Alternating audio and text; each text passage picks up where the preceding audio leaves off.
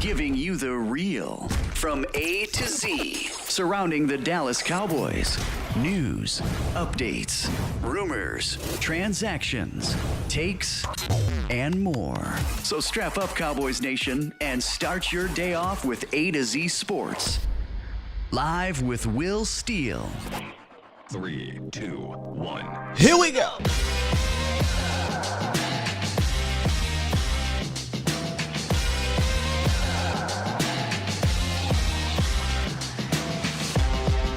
Good morning, good people.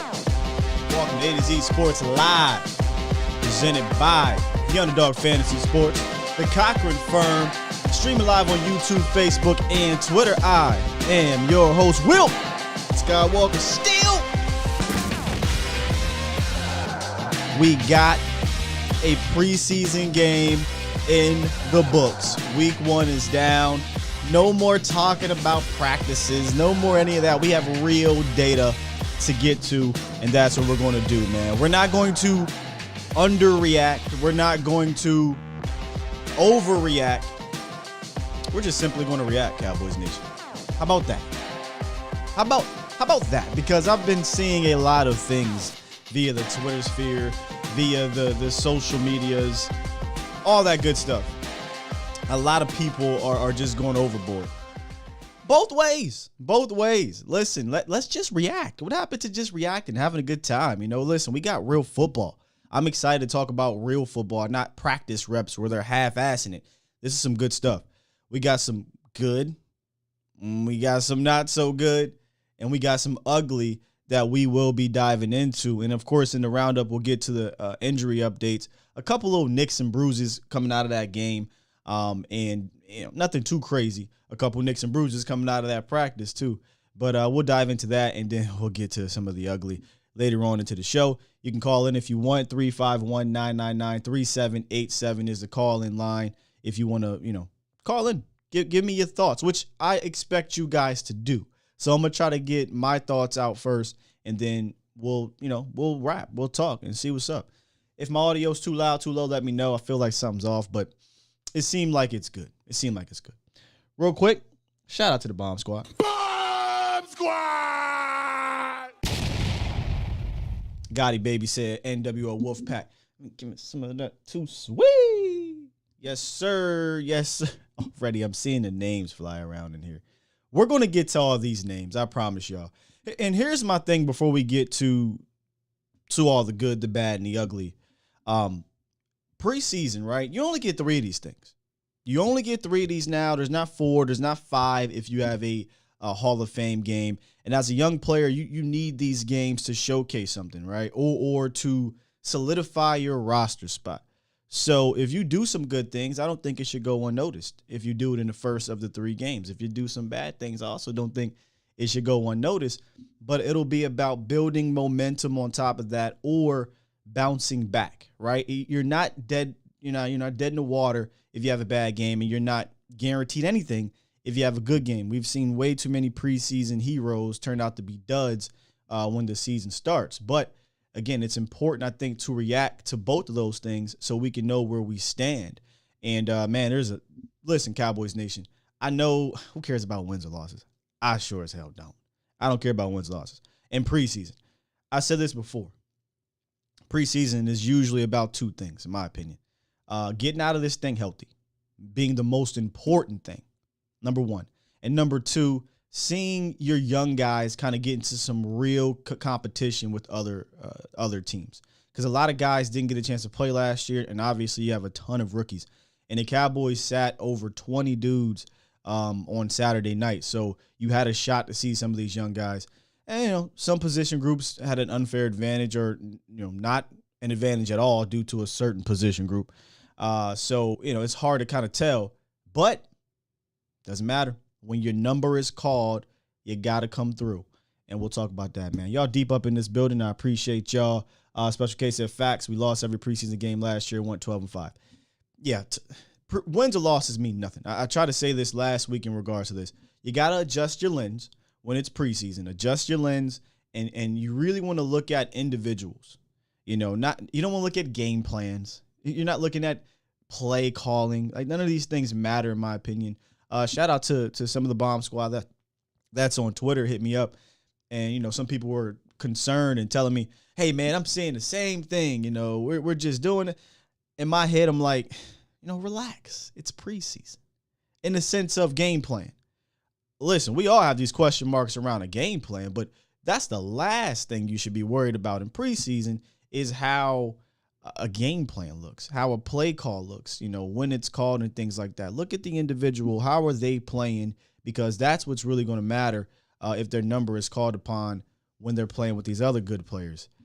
That's not necessarily the case right now. They're playing with a bunch of guys who, let's just be honest, half of these dudes aren't making the team, right? Speaking of which, cuts are tomorrow. So we actually come on live, unless they do the cuts tonight, before the due date or the time for cuts to be a final. So we'll talk about that tomorrow. I have my 5 guys that I think will be cut unless they do it later on today, which some teams have already started. So I see the names. I see y'all. I got you. We'll get to them all. That is one thing that I do believe is something that matters here, Stephen White, and we'll talk about that. All right, we got a lot in the building. Let's go ahead and hit this roundup, and then we'll get out and we'll talk about, before we get to the good, bad, and ugly, at the end of this roundup, I'd be remiss if I didn't bring up what I think is one of the biggest stories to come. I hate to call it a story because they're making it a story to come out of week 1 of preseason. It's time! It's time! It's time! It's time. It's time. It is time for It's time for the morning roundup. Round 'em up, boys. Oh, let's do it. Hey. Got a couple nicks and bruises, y'all. Nothing too crazy, I don't think. I don't know the details on Isaac Alarcon, the offensive tackle / guard, having to play some tackle because of Matt Walesko already being out. Boy, this tackle spot. Alarcon played good, though. He had a really solid debut in preseason, and but he came out with a hand injury. I don't have any more information than that. That comes from, I believe, Michael Gelkin. So we'll keep an update and monitor that, because right now we'll have a segment tomorrow we'll talk about. But right now, I think his play has earned him to creep up a little bit and get some snaps from a certain someone. Also, center Alec Lindstrom had a mild ankle sprain, and he's listed as day-to-day right now. Again, I mean, you'll see in the good here I got listed. Lindstrom wasn't bad. Neither was a lot of these guys in the interior, but Lindstrom, you hate to see the young guys get hurt early. Hence, let's go, right? Because they need every single rep that they can get right now, and then the center position is not a position I think that a lot of fans are secure long term at. So if you can get a guy like Lindstrom or MP or whoever it is to show some promise, you feel good about potential depth later on in the season or later on in the future. Also, Forniak we'll get to later on too. But Alec Lindstrom's out, or I should say out, day-to-day with a mild ankle sprain. Now, I know this guy didn't play on Saturday, but Tyron Smith, we kind of picked this up in the middle of the show last week. I don't know how the hell I missed it in prep, but he limped off the field on Thursday. On Thursday with their scrimmage, after not many plays, and it's listed as an ankle injury. And this is what Mike McCarthy said in the post-game show. Injury does not appear to be serious. Smith was seen walking afterwards under his own power. We're just resting him, is what McCarthy had to say. So, I mean, it is what it is with Tyron Smith, y'all. He's guaranteed to probably miss 3 to 6 games this year. And what's behind him is where the concern lies and continues to lie. And we'll get to that a little bit later. And then finally, 17 penalties. Now, I understand preseason, right? And I understand not even all these flags were legit, in my opinion. But even if you say, all right, look, boom, 5 terrible calls. 5 is a lot of 5 bad calls are a lot of bad calls. That's a lot. That's 12. Okay, let's say okay, go. Man, there was 7 terrible calls. That's 10. Come on, y'all. You know, when you go into the offseason and your owner is like, hey, I'm tired of hearing about being, reactive to these penalties. We have to be getting to the forefront of this. When your head coach says, yeah, we're coaching these things, it's a focus and things like that, and you come out and you have 17 penalties, I don't give a damn if it's the water boy out there playing. I don't care. That is unacceptable. And here's why it's unacceptable, because we're a team that's been notoriously undisciplined. If this was Bill Belichick, who I believe they had the second most penalties in preseason on Saturday, is anyone concerned? Right? Is anyone concerned? I don't think so. If Dallas was a really disciplined team over the years, would anyone be concerned? No. But you can't do this. A lot of these, not a lot, a handful of these guys will be playing on Sundays, or at least be depth guys. And a lot of these penalties were pre-snaps penalties, offsides, false starts, things like that. And you just can't have it. So, it's not something that I take lightly. It's not something that I'm going to completely ignore from the penalty aspect of things. Everything else, I don't want to say take with a grain of salt. We're not going to do that. We're going to react to it. But that is something that made me go, So if I was at the press conference, I would ask Mike McCarthy about it. And they did exactly that. So in today's first word, Mike McCarthy is going to briefly talk about the penalty situation. At halftime, he was pissed. I got to give a shout out to Kyle Yeomans, because he tried to get a question off, and it was clear as day Mike McCarthy was not having it, and he kind of moved right on with it. But here's Mike McCarthy in today's first word, kind of discussing those penalties. Yeah, definitely. I mean, and that's what penalties do to you. I mean, they clog the whole game up. They ruin, the momentum, the ebb and flow it's there's frustration you're dealing with. I mean, I was a little surprised they'd call that many penalties in preseason one. So, but that's you need to go through that. I mean, this will help us get ready. I mean, and we need to develop. We're draft and develop. This is what it looks like, unfortunately, sometimes. But we will be better from it. I do have great confidence in that. I've done this my whole coaching career. I've always played with a lot of young guys, and unfortunately, it starts like this. Fortunately, it starts like this. Well, hopefully, it doesn't finish like this.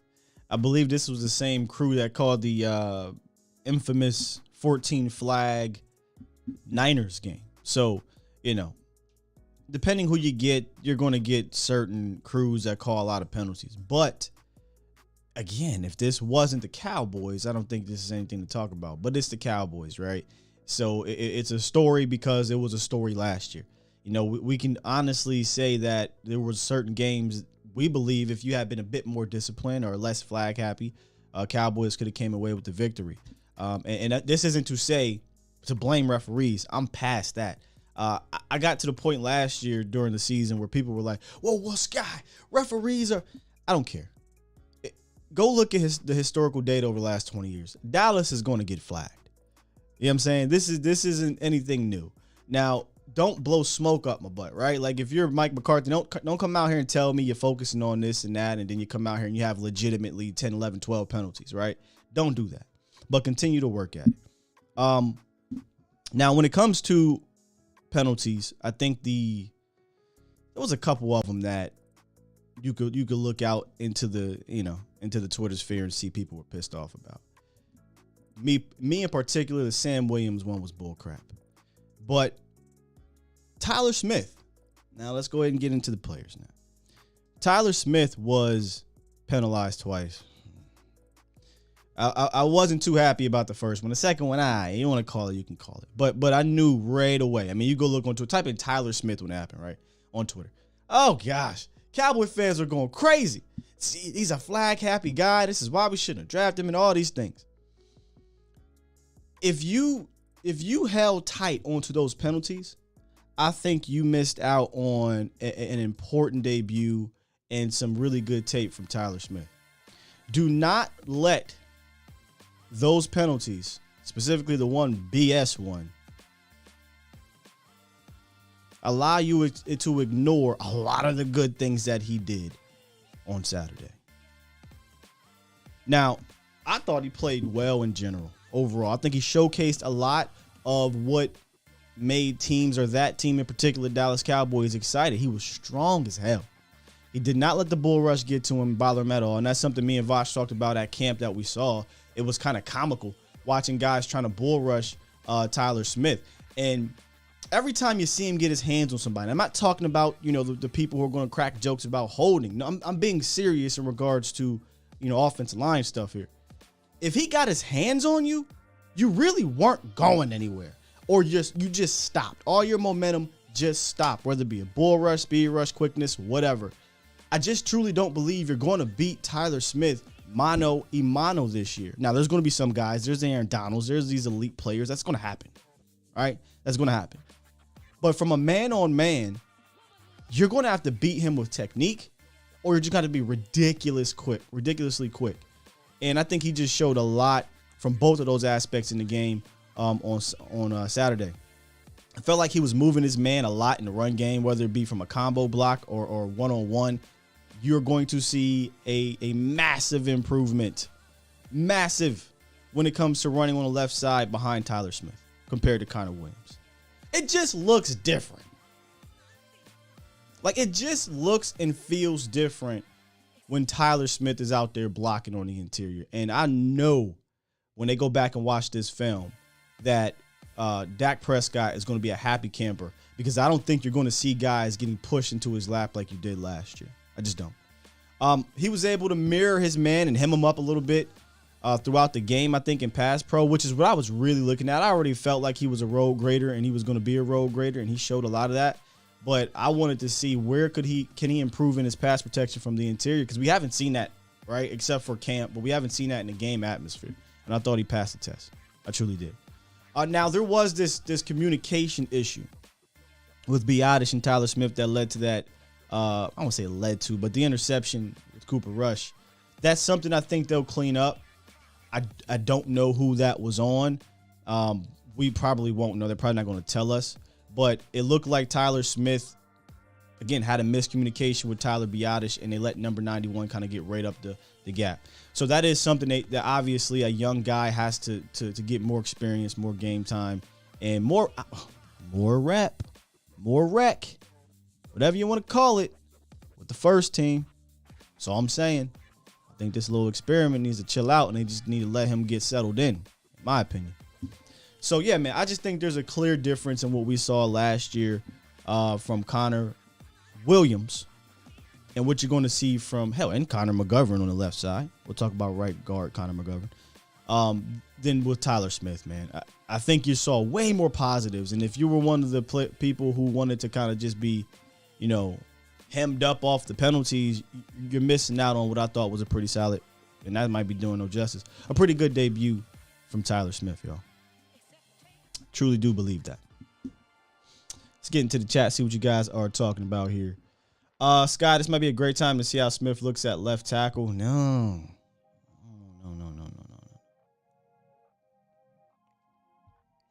I don't want to see him at left tackle. Let him settle in at guard. I think they tried to do that, and then Mike McCarthy came out and said, yeah, we was doing too much. We was doing too much. I think it's a good time to go out and get a swing tackle, but hey, we'll talk about that a little bit later. You know what I mean? We got 3 Browns. Not sure what that means. Looking for some of these chat. Okay, yeah, we'll get to the other players, but in regards to Tyler Smith, let me ask you all this. Thumbs up, thumbs down on his debut. And that might be a little bit easy. I shouldn't even say thumbs up. But how do y'all feel basically about Tyler Smith's debut? I felt good about it. I actually felt really good about it. It's definitely playing with a guy like a Cooper Rush, who's not really going to help you out that much. But I felt really good about Tyler Smith's debut. Yeah, and of course I figured there was going to be some sarcastic saying he's not going anywhere. Yeah, I mean, again, go back and watch it, Derek. If you didn't really watch Tyler Smith play, and you're going to go off of the one holding penalty I give you, the other one was bullcrap. Tyler Smith, his hands are ridiculous, man. His hands are extremely strong, and you can tell the punches there and things like that.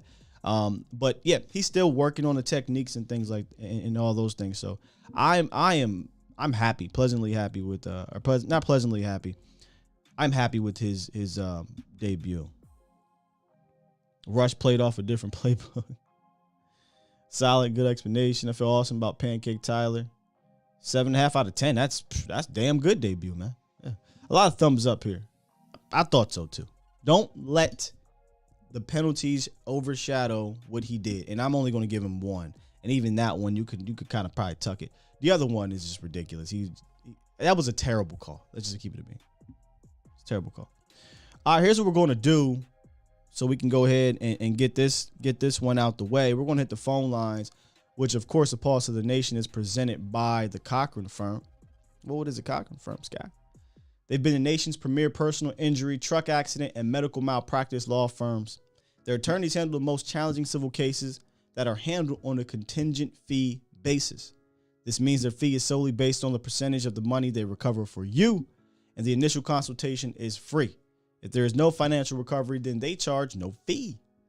They have over 42 offices across the United States where they've recovered over $30 billion. There is no firm better to handle your legal needs. So stop by the Cochran Firm's office in Dallas or Fort Worth, or schedule your free consultation today at thecochranfirm.com. Going to hit the phone lines for a quick second. Then we're going to come out and get to some of the good, bad, and ugly of Saturday's game. We got the Macho Man, Danny Savage, on the horn. What's goody, man? Good morning, Scott. Good morning. Good morning. Good morning. Quick question. If you had a choice, you rocking the NWO black and white, or you rocking the Wolf Pack? You can only rock one shirt. Which one would it be? Well, growing up for me, it was the Wolf Pack, based off of where I was from. Right. The color codes, kind of whatever. But the NWO black and white is so iconic, man. It's so iconic. Actually, Scott Hall said the Wolf Pack was his tribute to the Freebirds. I don't know if you ever heard of them. Oh, come on, Danny. Gordy. I know I'm young, but I am a historian. Okay, we are. Good. And like I said, did you ever look up that kid Gino Hernandez? I told you, the Spanish Ric Flair. Did you ever look him up? I don't remember, but I got to write this name down. Gino Hernandez? He was the Spanish Ric Flair. Yo, talent, speaking charisma, of which, did you see hatred. Anyway. Listen, real quick. Yeah, real quick, because we ain't even talking about Cowboys yet, bro. I know. Like, listen, I'm at a point, I watched the game, and at this point, all I care about are my freaks and my peaks. Listen, I like Tyler Smith. He has a future. Yes. Like you said, he has heavy hands. He does. Heavy hands. He's a rookie. What concerns, I think Williams showed some flashes here and there. He looked kind of like he had no clue what he was doing, but he was aggressive with what he was flying around. The kid Bland, he had a good night. See, this is why I should have went through my own thing. Yeah. Let's see. What did concern? Also, I saw Ridgeway getting double teamed. Give that kid another year. Next year he puts on his peanut butter. He's going to be a force, that kid, because he's a rookie and he was getting double teams.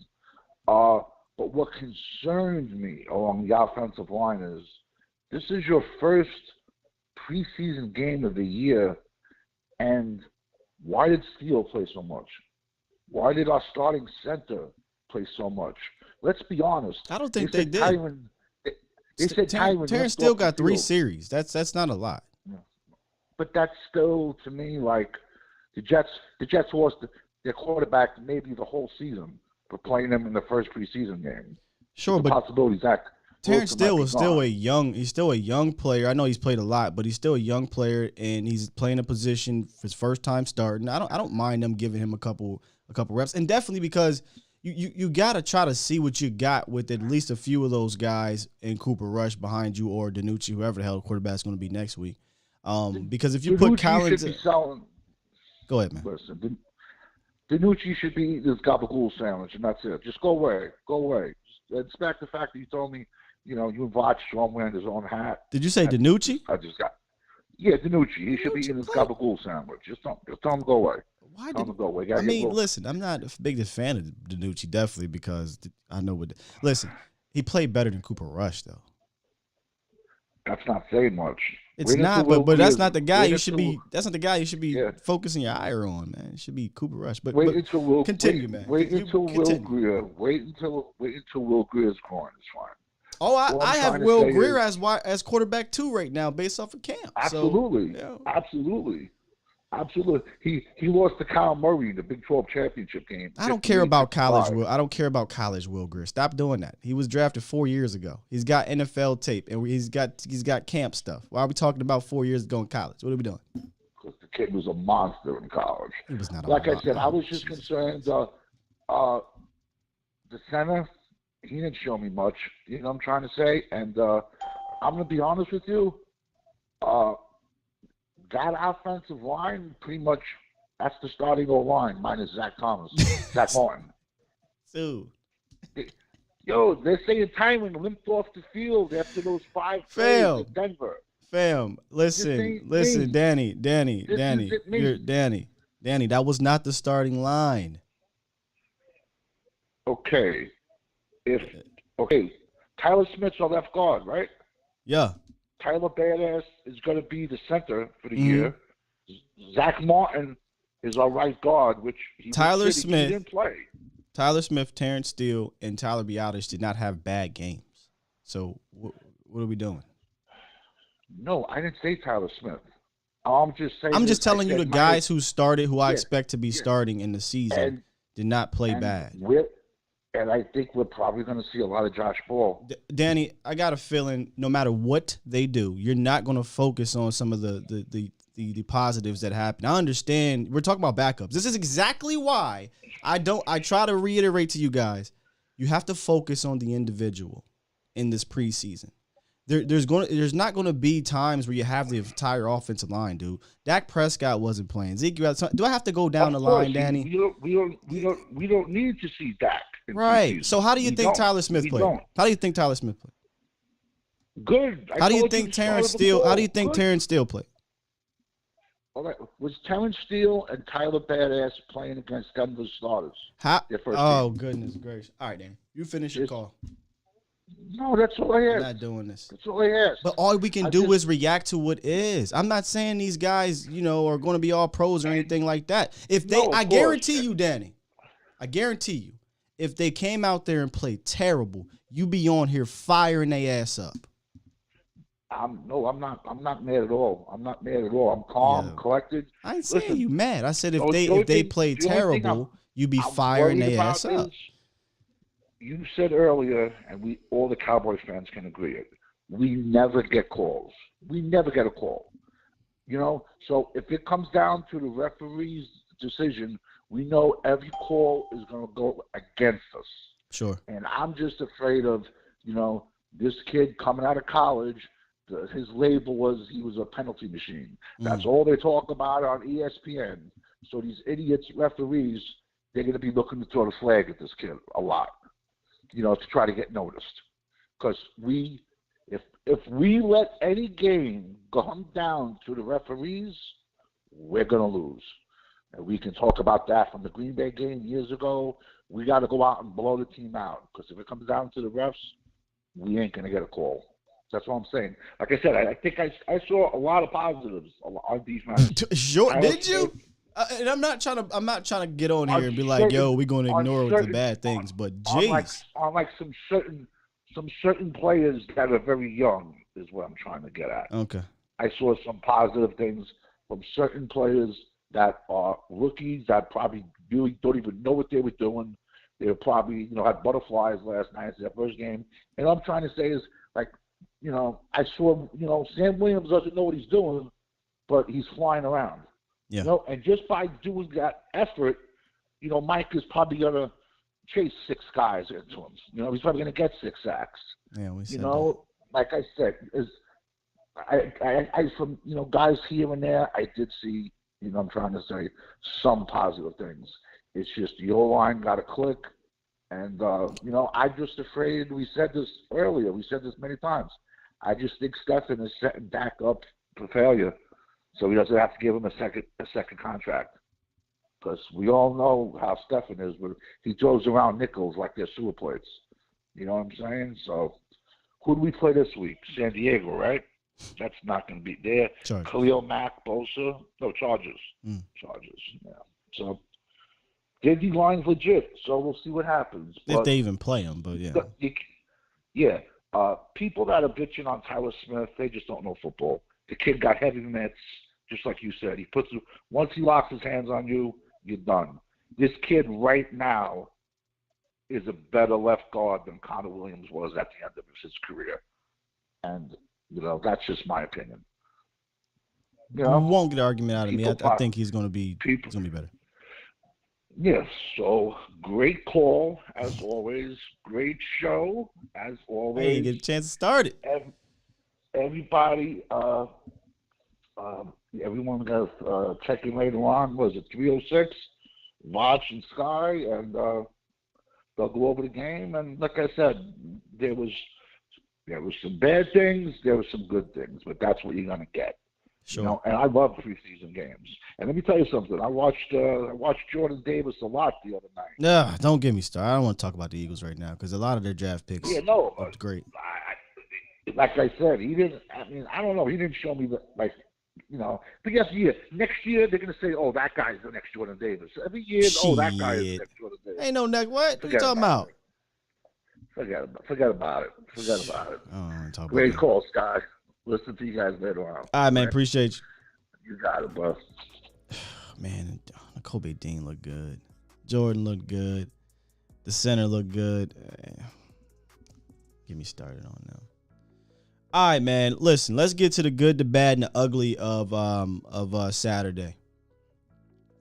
Now, I didn't put every single last player on the list or anything like that. Hence, you can see some of it says position groups because I think there was a lot of, and again, this is about individual.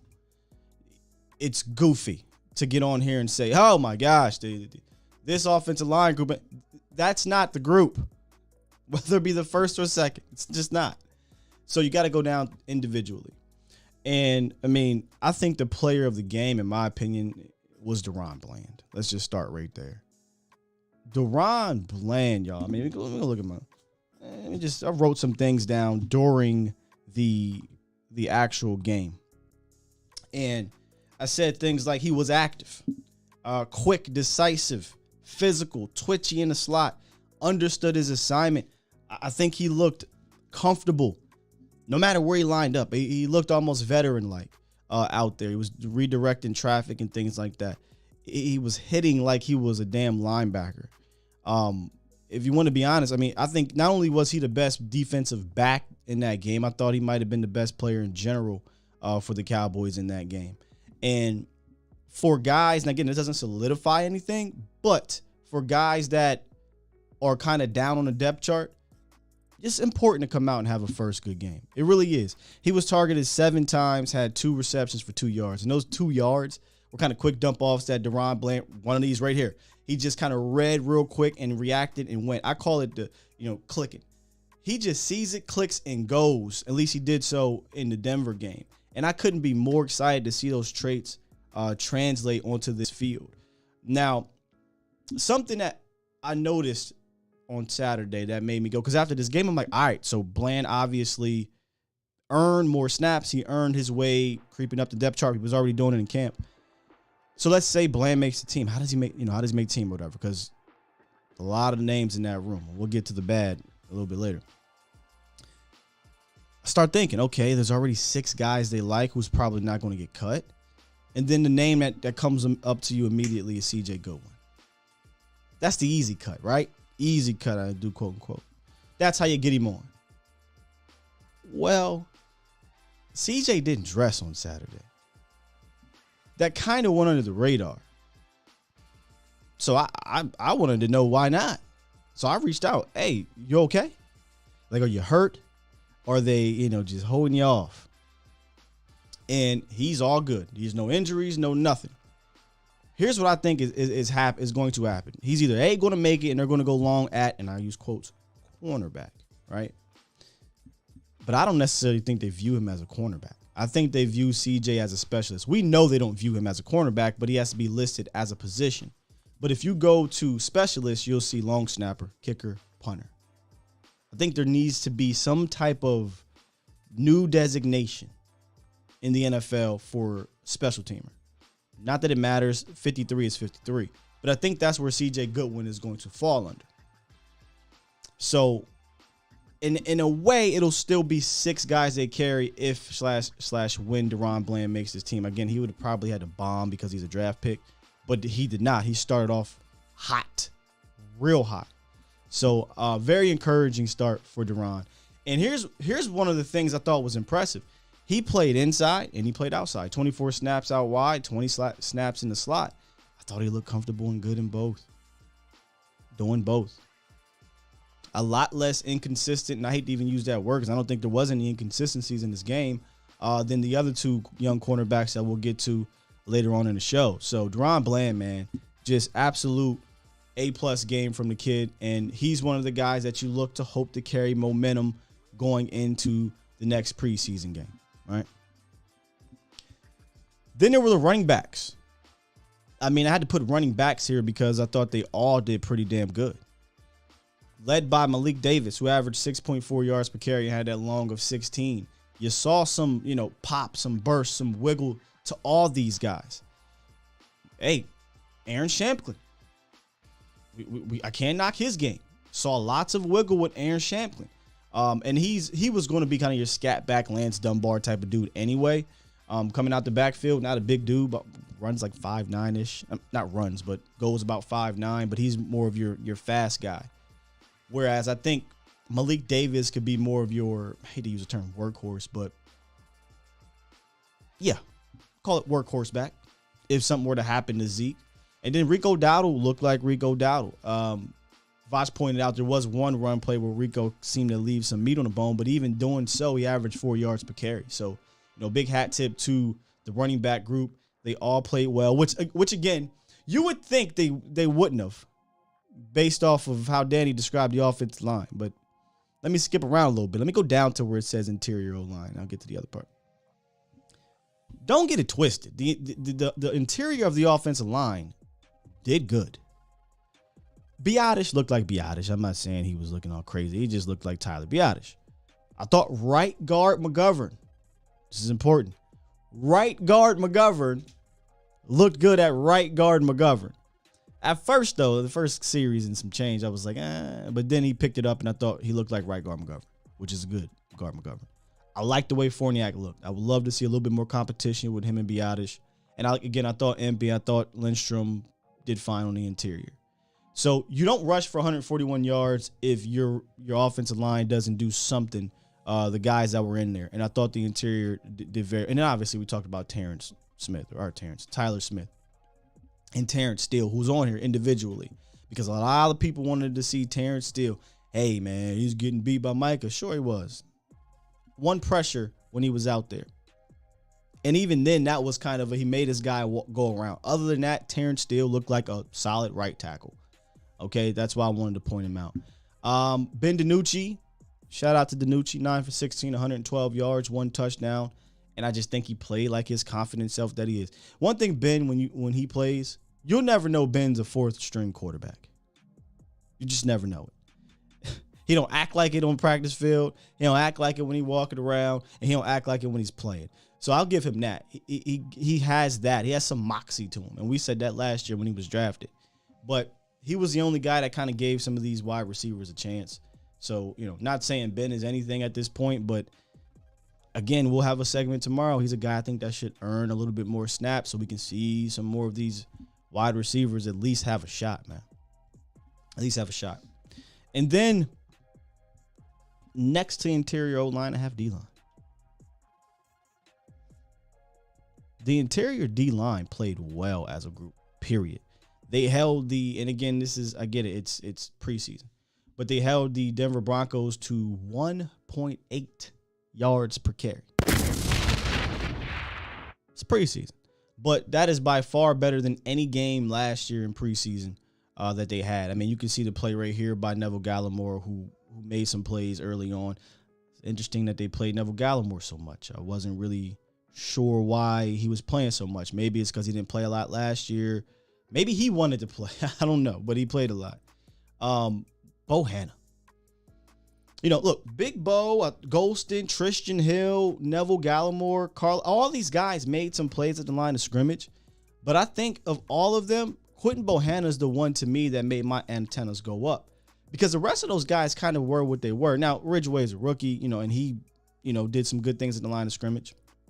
But the rest of these guys kind of look like who they were.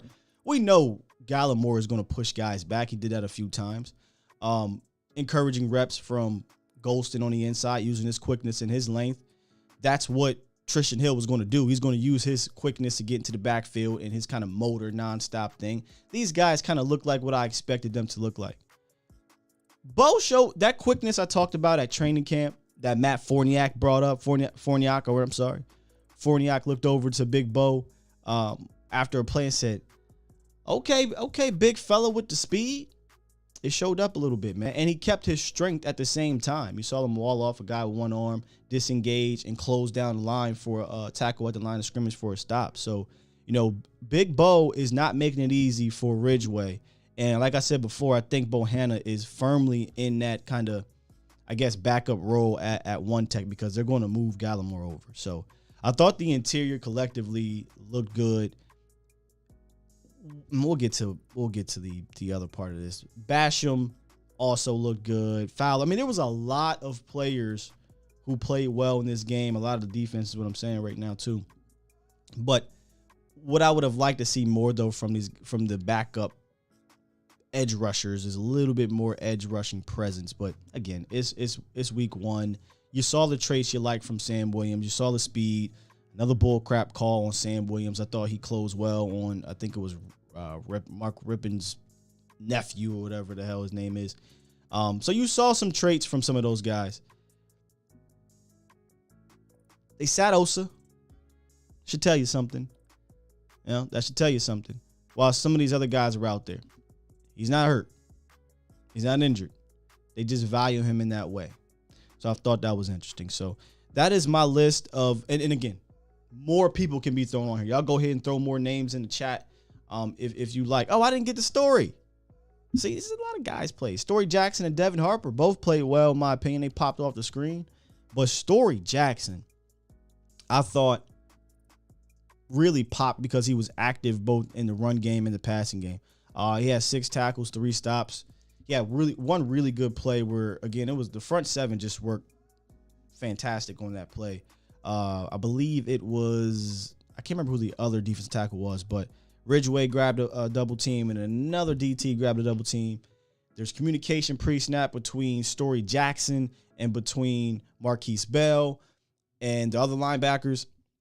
Story sees it, shoots the gap with his speed, kind of disengages with a half-hearted block by the left guard, and he makes the tackle at the line of scrimmage. You saw him close really well on some of those dump-offs. So a lot of people have been asking me, what about Story? What about Story? He really not much to see, during camp. It's hard to evaluate these linebackers. In this game, it's not. And I thought Story Jackson was very active and worthy of getting mentioned under the good. So those are the good. I think a lot more good individual players than bad. And you'll see some of the bad or the not so good or the gotta bounce back once we get to that next segment. So there we go. Let's get to the chat here a little bit before I hop back on the lines. And honestly, I think I'm going to just roll through my good, bad, and ugly, and we'll finish the show with the lines so y'all can hold tight, or we'll be on here all day. Harper was awesome on special teams. Yeah. Oh, yeah. That's some more names. Keep dropping them. The tight ends. Thought the tight ends played well as well, Let's not leave those guys out. I wanted to make sure I left some out purposefully so you guys can throw some more in there. Yeah, the roughing the passer was terrible, Steven. Yeah, Dante Fowler. Sure, yeah. Absolutely. Dante Fowler with the sack. And then they pulled him. They pulled Dante Fowler because of I think it was not roughing, offsides or something like that. It might have been roughing. There was a penalty and they decided to pull him, and he talked about that in the presser. This defense is top 5, sure. I think the defense is going to be, we talked about this before. I think the floor is top 10. I truly do. Ultra says they're getting a rush from inside without Micah and D-Law. I hold reservations on that. I didn't think it was a crazy rush. I thought they looked great against the run. I was definitely trying to find that. That was one of the things I was going to put in my notes. I don't think there was enough. I hate to do this because there wasn't many passing opportunities for them, with Golston in there next to Sam on the interior or something like that. But Golston showed his quickness. Tristan is Tristan. I think he is who he is at this point. I do want to see Osa. I think there's some push when it comes to Bohannon. There's some push when it comes to Gallimore. But the super quick guy to get back there more so was Golston. Tristan's supposed to be that guy, right? He's supposed to be that guy, but it's not always on display. But he got a motor, though. They had to test the water. Will the run stop? So Bell had a QB hit. Lemaitre said Bell was disruptive. Bell was active. That's why I love to use the term active. You're not going to see Bell on a stat sheet or anything like that besides a quarterback hit, but you saw him kind of moving all around the field and being everywhere. He's going to make this team. I mean, let's just be real. He's going to make this team. Well, yeah, I see a lot of love for Bo. What I think of Christian Sam, I can't quite say that anything popped like I think Christian Sam. I called him Michael Sam. I think that Malik Jefferson and Story popped a little bit more, but these are the games where you get more read from the linebackers. All right, so let me get to the bad real quick. We're going to finish these whole things because I'm going to hit the lines later. Let's get to the bad. The gotta bounce back is what I called it. Don't like putting Jalen on here. I hate it because I don't think Jalen Tolbert is going to be a guy that's going to be in a gotta bounce back category throughout the season. But we got to call a spade a spade. We got to call what we saw. We don't overreact. We don't underreact. We react. That's what we're doing. And Jalen Tolbert was not so great in his debut. Was targeted 6 times, had 2 receptions for 10 yards, and then he had that crucial drop. And he spoke about that drop. He said, that's something that I've got to work on. That's a learning experience for me. I've got to make that play. Next time it comes to me 4th down or 1st down, I'm going to make the play. Now, here's why I say got to bounce back as opposed to bad. I mean, I think he did win on some routes. He even said that. Look who was his quarterback. He even said that he won on some routes. His opportunity just didn't happen. So you can tell he's ultra competitive and he wants to get that rock. So, again, hey, first game, we know he's got the traits. We know he's got the talent. It's just a matter of getting out there with Dak Prescott. But he wasn't out there with Dak. So like I said earlier in the show, doesn't matter who's out there. When your number's called, hopefully you come through in these games. Now, Tolbert's not in no danger, right? Nothing like that. But it just is what it is. Jalen Tolbert's got to be put in that bounce back category. And I think he will. I absolutely think he will. But he's in this category, I think, for the most part, because Cooper Rush is just not good, man. Cooper Rush, 12 for 20, 84 yards, 4.2 yards per completion, and 1 interception. Moving on. Wasn't good. Nashawn Wright. I mean, some people would put Kelvin here as well. Man, it started off so promising for Nashawn and Kelvin Joseph. That the first drive and some change started off real promising. And then the interception happened, which coincided with a penalty, and they took the interception away. And from there, they kind of seemed to just like, hey, we're just going to keep going at Nashawn Wright, which is fine with me. I want to see you go at some of these guys so we can get a feel for how they look. Now, remember I talked about Deron Bland was targeted 7 times, 2 receptions for 2 yards. Nashawn Wright was targeted 7 times, 7 receptions, 118 yards, and a touchdown was given up. Now, I thought he competed well. I thought he tackled well, I think he played hard. I just think he had a tough time finishing. And when you're 6'4" and a couple deep balls get over top of your head, or a couple jump balls get over top of your head, that has to be, a demerit, right? You got to get knocked because that's literally what you're there to not allow happen. So you can say maybe it's his ball awareness or what have you, but, tough. He played tough. He played hard. He did make that interception that got called back. But after that, it just is what it is, man. I'm not going to sit here and sugarcoat it. He could have had a better game. He could have made plays on the ball. I mean, good balls, good catches, things like that. He wasn't like he was super burnt. Now, some plays, when they didn't throw the ball his way, there was guys, running across his face. But I wonder. He's got to bounce back. I don't think they're going to give up on Deshaun Wright or anything like that. But I think easily Deron Bland had the best game of the three young cornerbacks. And even Kyron Brown had a better game. So that's a guy who I think has to bounce back. Then here I got Lirim Hallelujah. We're not even going to try it. Missed his only attempt. Now you can say, is this on him or not? Because, there was a weird hold, but he missed his only attempt. At least he got enough on it because at camp, he just wasn't getting anything. Like at camp, it wasn't making. I was worried about him kicking anything 45 yards out, but this one was like 50-something yards. It got there, just was wide right. So, again, you don't have many opportunities, and this is a real battle here. I believe Brett Maher made the extra point. Lirim missed his field goal. Not the same route, but Maher was the guy who we're not worried about from 50+. We're worried about from 50 in. So, Lirim Hallelujah is also on the got to bounce back list. Couple other guys that you believe have to bounce back, Cowboys Nation. Go ahead and throw it in the chat, and we'll talk about it. Wright looked better than KJ, which I don't know too much. KJ, I just think both of those guys could have played better. Now, KJ, it's not like KJ gave up 118 yards. KJ gave up 2 receptions. One of them happened to be a touchdown. Total of like 15 yards. But, yeah, it's weird with Kelvin Joseph, man. And when they get to the goal line, it's starting to get a little bit borderline mouse in the house. When we were at camp, they were just picking on Kelvin Joseph in the red zone. Now, it wasn't always completions, but it was like, we ain't scared of you down here.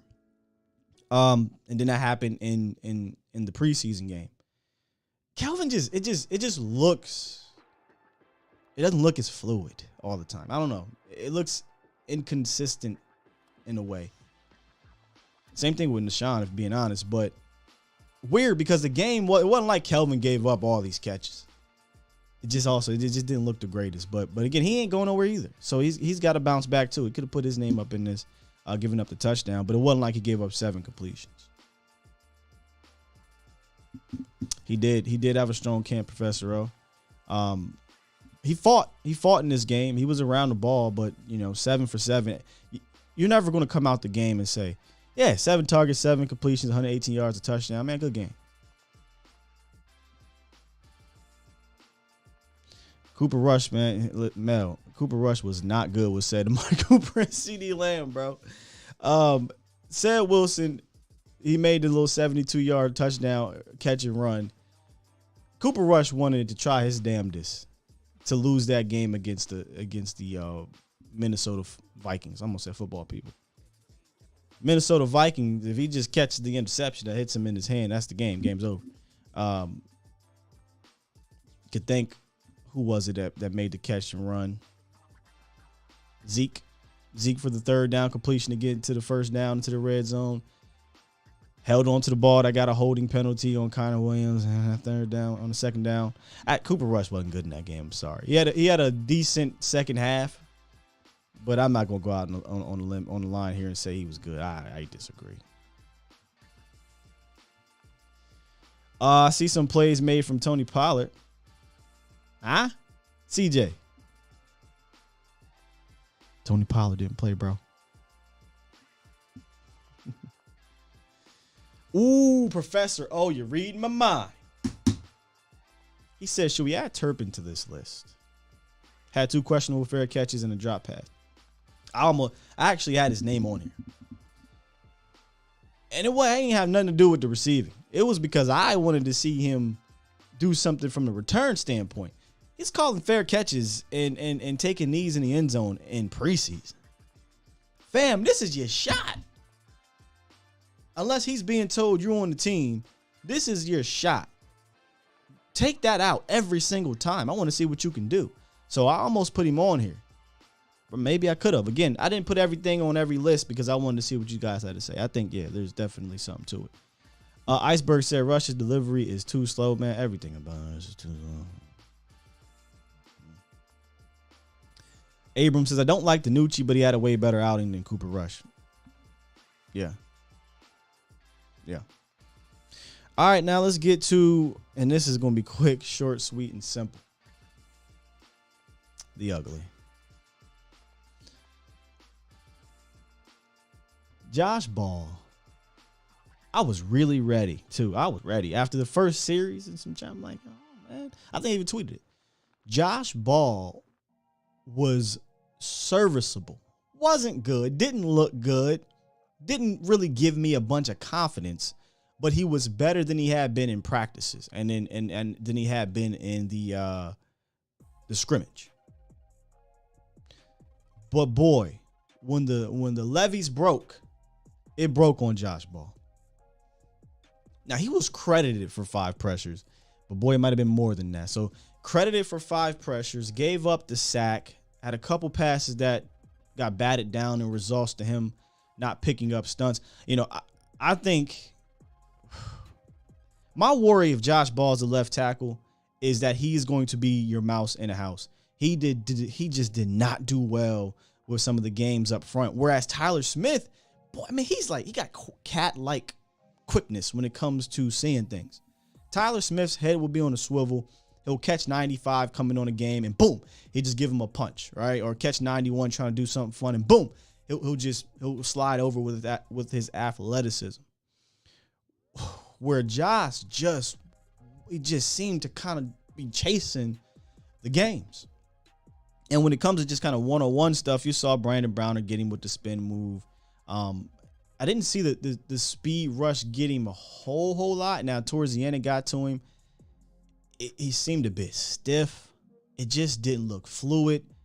It looked like a guy who ain't played in a while, right? It looked like a guy who kind of might have been laboring an injury. It's what kind of looked like. But I really was like, all right, Josh, you know, you're not, it's not ugly. That first possession or so. Then the levees broke on Josh, and it just didn't look good, man. It's, you know, there's got to be a time where the Cowboys go back and look at this and say, okay, let's bring in somebody to compete. Now, they may say that's Isaac Alarcon, who, you know, he played better than Josh Ball, but I'm still not ready to throw Isaac out there, personally. Just not. So, Josh Ball, and then, of course, the 17 penalties were the ugly for me. Those are the ugly for me. Oh, damn. Q Blake. Are we sure Josh Ball isn't related to Chaz? Yeah, man, I don't remember Chaz's techniques and things. It just looked really stiff from Josh Ball. Just never looked comfortable and fluid on a consistent basis from snap to snap. Even in plays where Josh Ball didn't lose, it just looked like he was like, whew, all right, man, we made it through on this one. And just didn't look confident out there. Remember when he got his soul snatched at during the scrimmage? It kind of looked like that sometimes. You know, kind of looked like that. They're not going to spend any more money on a swing, which is crazy to me because you're not, you know. At this point, I actually would pay a couple dollars for a swing. Let's just be honest. It's going to be well worth the money because Tyron Smith is likely going to go down at some point, right? So I would go out and get one.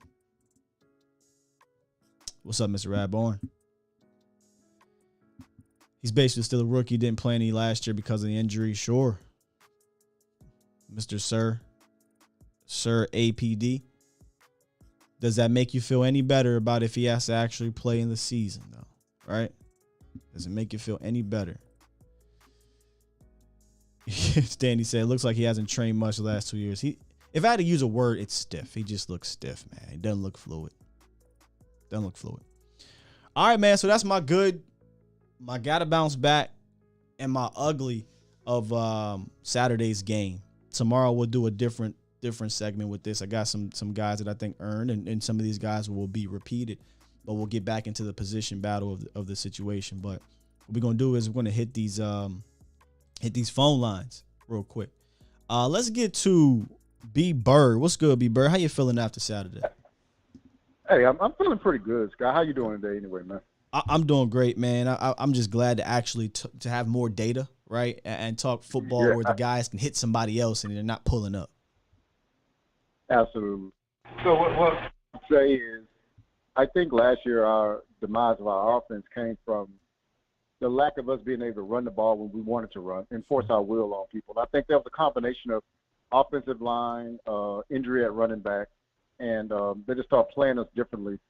So with the offensive line, I think the biggest thing we needed to see was, can Tyler Smith overpower people? Oh, well, we and know I think he did that. Yeah. And so but I needed to see it. You know what I'm saying? In a game against other people. And so in seeing that, man, if I didn't see anything else, that would be enough to even have a lot of positivity coming from the game.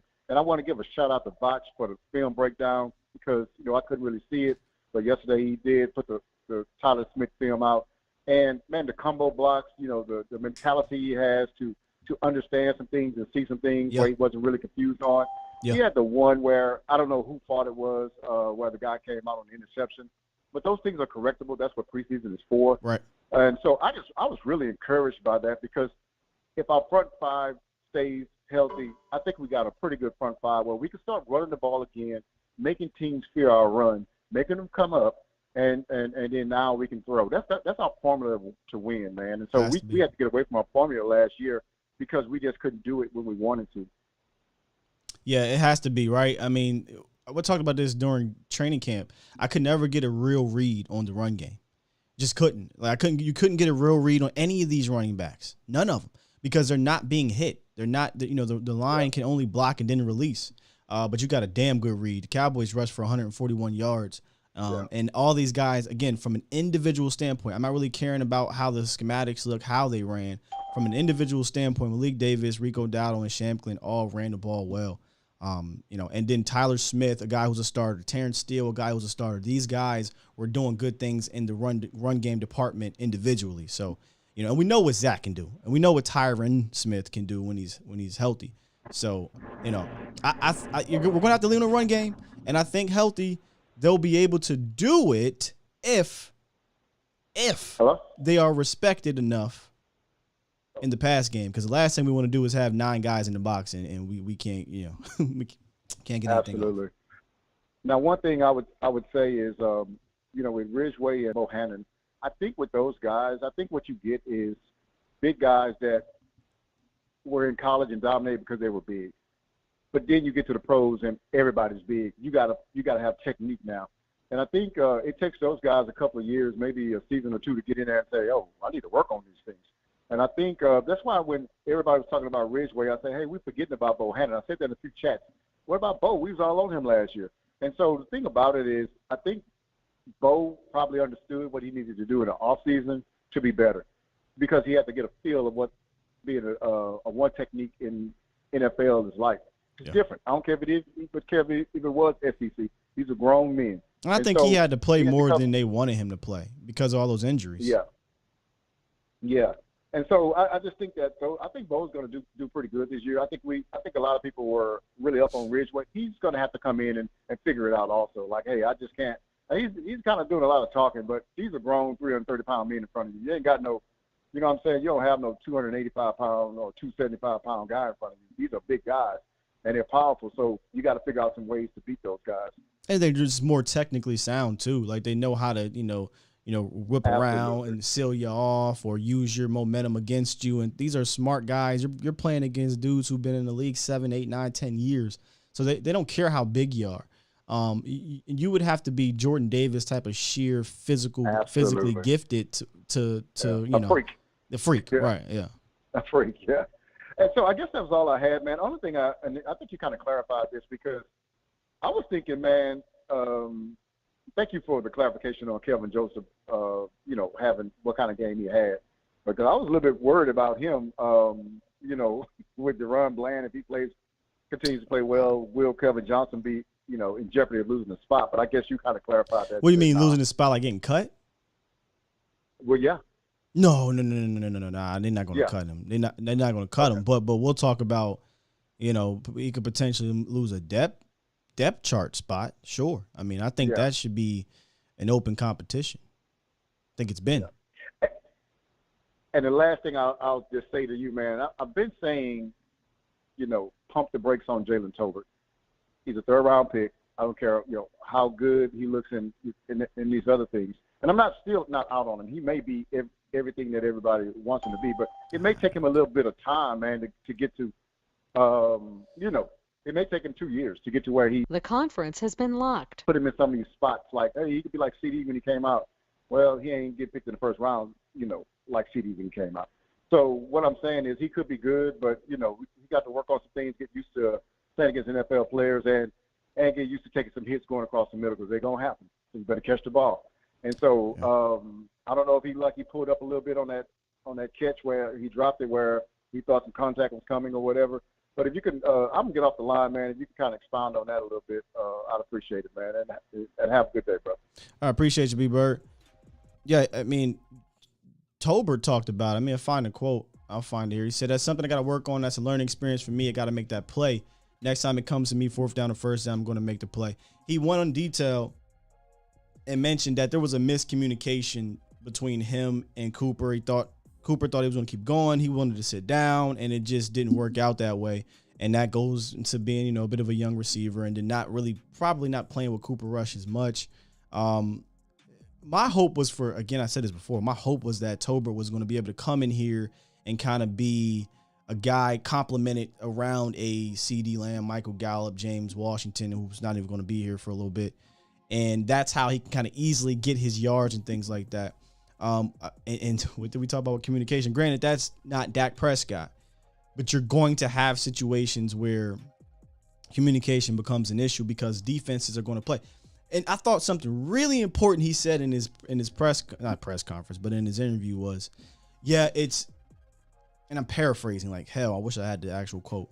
He basically said something along the lines of, it's a bit different in practice because obviously you're going against a defense who you really don't know. They're not allowing you to make the catch, or you don't know. It's not designed for you to win. Whereas in practice, defense knows the call, or they know it's a one-on-one, or the drill is what it is. So it's more of your advantage for you. So he's understanding a bit, when lights come on, it's a bit different.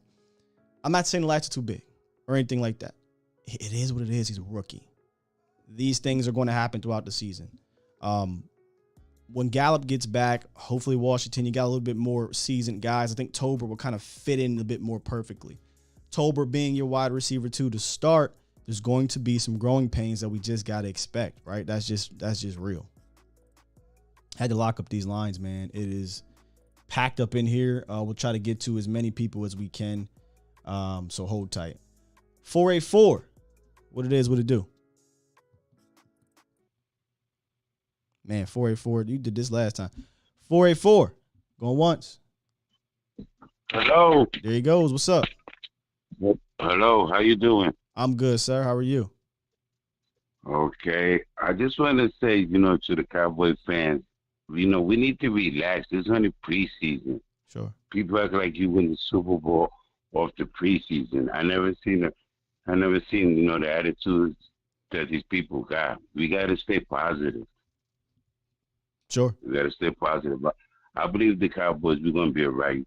I mean, there's a couple of things that we definitely got to work on, but we got to have a positive attitude towards our team, because if we be negative, come on, people. It's only preseason. You have a good one, and keep up the good work. You do good work. I like the way you represent Pennsylvania, bro. Thank you, I sir. like it. Appreciate it, man. Shout out to Reading, PA in the building. Shout out to Reading, PA. You know that. Yes, sir. Have a blessed one. You too, sir. Is this JR and not Jim Ross? God! Indeed. What's goody, bro? We got football, baby. We do, get man. to talk real football now. We do. What's up? We do. And that's what we do. I'm gonna tell you this right now. Okay. Bland is now in competition with Wright, Joseph, and J. Lou. I'm putting it out there right now. He's coming for some spots right now. J. Lou's gonna be the tough one, but yeah, Bland. I'm sorry, KJ and Wright, absolutely. He's been at camp. Believe it or not, he's been. But yeah. It's been a little three-way thing going on between competition between those three. So, and he came out. I mean, his film was fun, man. It was just fun to watch. So I think Bland. I can't wait to see how he carries this momentum next year or next week. Oh man, my man, he in perfectly. If you're talking about what he doing in camp, you know what I'm saying? They ran him out there on the first series, you know what I'm saying? Oh yeah, I think he on the squad. He's on the squad and he's taking somebody's spot. They probably gonna make him a core special teamer. You know what I'm saying? Oh, for sure. Or they're gonna try to find him. He's not gonna be a fourth, fifth corner and not play special teams, right? Yeah. Yeah. I mean, it was one play I was watching. It was a run play. I think it's the one that everybody saw. He got the shoestring tackle. Before that play, a guy pulled out on him to make the block. He block shedded. I don't know if that was a tight end or a fullback or something. You know what I'm saying? He block shedded. I mean, put the hand out on him, got off the block, made the tackle. You know what I'm saying? Now, if he didn't make that tackle, that's probably gonna be a first down. For Denver. You know what I'm saying? I mean, he continuously showed up. You see what I'm saying? He filled the lanes like a linebacker. Man, you know what I'm saying? I mean, I'm impressed with that young man right there. You know what I'm saying? To go on the negative side, one thing I will say is we're talking about our wide receivers. We had Cooper Rush out there for 3 quarters, man. Yeah, and you it's saw hard to Cooper get a Rush read. just did not have it together. I mean, I don't know. He came in the game tight. I don't know if, I couldn't see how he was looking in practice, but we obviously see Will Greer was getting more than snaps. So, yeah.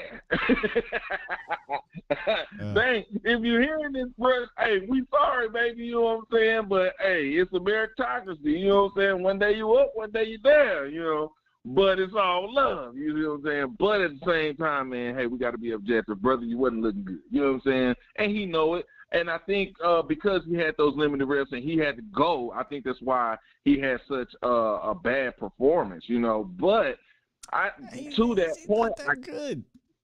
It just, I don't think Cooper Rush is that good. Last year, what? Go watch the Minnesota game. Go watch it, bro. You're going to come out that first half and say, I don't even want to watch the second half. But you got to watch the second half because said Wilson catches it and goes 70-something yards. And it was a good throw. Good job. But other than that, man, Cooper Rush tried to give away that game, in my opinion. But I digress. Oh, I remember that game. I remember it. You're right. I can't, dang it. Well, hey, I'll say this. Let's be fair with our receivers in that regard. They had 3 quarters of Cooper Rush. So, the timing wasn't there. The relationship wasn't there, you know what I'm saying? And Cooper Rush wasn't on his best game, to give him some credit. So, we talk about these evaluations. We kind of got to be fair in that regard. Give Jaden Tober the pass. And as far as our defense, man, let's be hype about that because I said this. I think I said this during the chat. I was watching the game. I was like, I don't know. We had all our starters out. If we had any starters out there, somebody was like, hold on now. Some of these guys are starters. We saw Neville. That's it. We you know what I'm saying. That's the only one. Bowen. He's not a starter. He was off. Neville's not a starter. Bohanna's not a starter. You only played Neville. That was it. Yeah. Okay. Well, I mean, if our backups are looking good like that, man, that means we got depth. But no, did we question that? I thought, I thought the depth on the defensive line was one of the strongest points of the team, in my opinion. Well, no, because last year we saw disappear. Bohanna disappear. We didn't see him after week 4. You know what I'm saying? So you were questioning Osa and Tristan and Basham and Fowler and Sam Williams. You questioned the depth this year?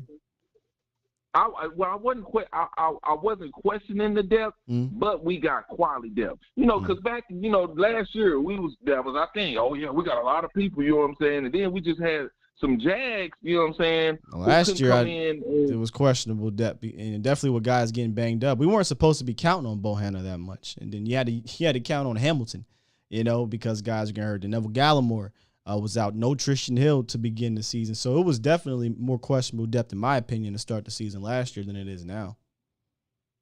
So that's why I'm saying, what we saw today, and the biggest thing I'll say to that, we came out no major injuries. I think that's the biggest thing, for these first two preseason.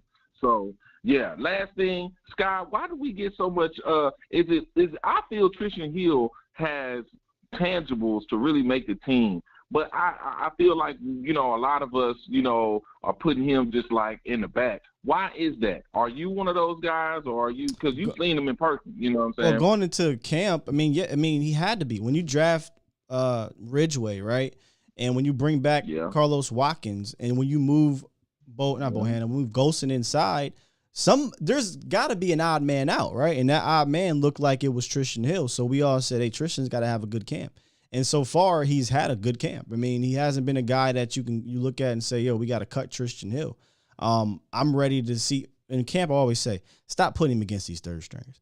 But Braylon Jones can't block him. You know what I'm saying? Stop it. So when he goes up against Tyler and Zach, it's a different story. But he still has enough of those same traits that Tristan has: quickness, right, tenacity, motor, things like that. And he does enough to where if you cut Tristan Hill right now, it's for who is what I'm getting at. Like who you cut. I'd rather go deep at the defensive line, because you're going to need all these players through 18 games, and then go short at running back or short at quarterback or short at wide receiver, than cut him at this moment. So, Tristan is playing his way on the roster. Is he playing his way up the depth chart? Probably not right now, but he's playing his way on this roster to be a part of the rotation. That's good analysis. I like that. Hey, if y'all like what y'all hearing, hit that like, hit that subscribe, you know what I'm saying? Share this content, because we got real football to talk about. Cowboys football, baby, and this is the only place to be. A to Z with Scott. Y'all gonna hit that like and subscribe. Going to do this for the nation, to grow the nation, baby. All right, Scott, keep doing it. I love you. Have a good one, bro. My man, appreciate you, JR. He always come with the freaking heat, man. He always come with the heat. All right, I did lock up the phone line, so, what time is it? I'll probably do some overtime. It's going to happen. I'd rather trade a DT for a swing. Ooh. Damn it, that is something to think about. I ain't gonna lie to you. I'm greedy. If we got depth at the position like that, and I'm gonna lean on my defense this year, but I understand we need that's damn Sarge. That's something. That's something to think about. But then again, if I'm going to go into what's actually going on, I think there's guys out there you can just sign. That way you don't have to trade them. I'd rather trade some of my cap room than trade a player that may be a part of this rotation. That's tough. Something we can think about. I think Hill makes the roster. I was now agree. I said this during camp. I don't see how if you cut him, you're telling a roster. It doesn't matter if you're having a decent camp. It doesn't matter if you're having a good camp. It doesn't matter if you then go put on the tape and it translate. We're going to cut you.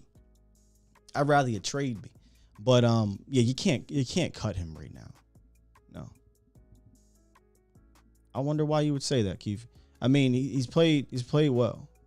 Hill and KJ for a swing tackle. My goodness, that's giving up a lot, man. I'd rather keep him.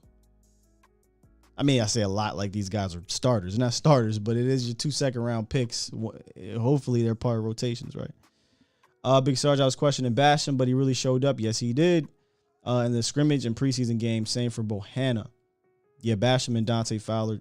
Again, there's just a lot there in that talent. All these guys have talent. All right, all of them, even Carlos, showed talent. He's bigger. It's just a matter of how many bodies do they keep. And I'm greedy at this point. I'm trying to keep them all because we're going to lean on our defense. I'm trying to keep them all. All right, I missed a ton of super chats. Let me get to these super chats, and I'm going to go all the way back to earlier in the show. What's today's date? 15? All right. Thought I missed more than I missed. Apparently I didn't. Here we go. Super chat. We got Sky for OC. Salute to you, good brother. He says, fire Sleepy Joe Philbin. He shouldn't make the 53. All right, Keith Floyd. Super chat. I did miss one. Where the hell did it go? Oh, here it is. What I can't understand is that the refs are at training camp every day. How can it be that big of a difference? Explain that. Tyler Smith, and the centers. Tyler Smith, okay. Centers were bad. I don't agree with that. Centers were fine. Triple D. Super chat. Jedi, I wanted to play Dak one series, but when I saw what happens to the kid from Jets and the hit Hurts took on the sideline, no. As a matter of fact, not just no, but hell no to the no. No. I don't need to see Dak Prescott out there. For who? For what? Shout out to Ricky Waters.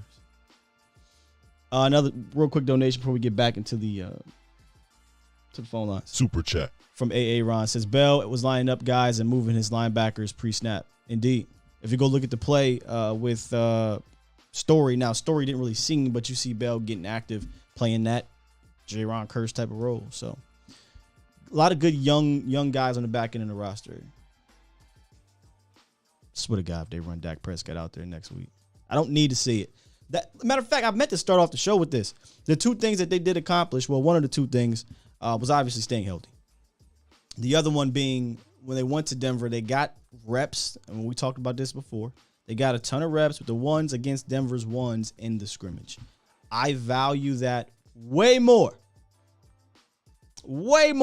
than I do him going to play against second, third teamers against Denver, a guy who's trying to do his damnedest to make this roster. He don't give a Josh Ball's out there. He's not going to say, I'm going to take it easy. You know what he's going to say? Dak Prescott's back there.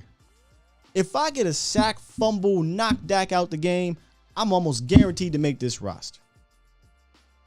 So they're going to put a goon out there to rush against Josh Ball.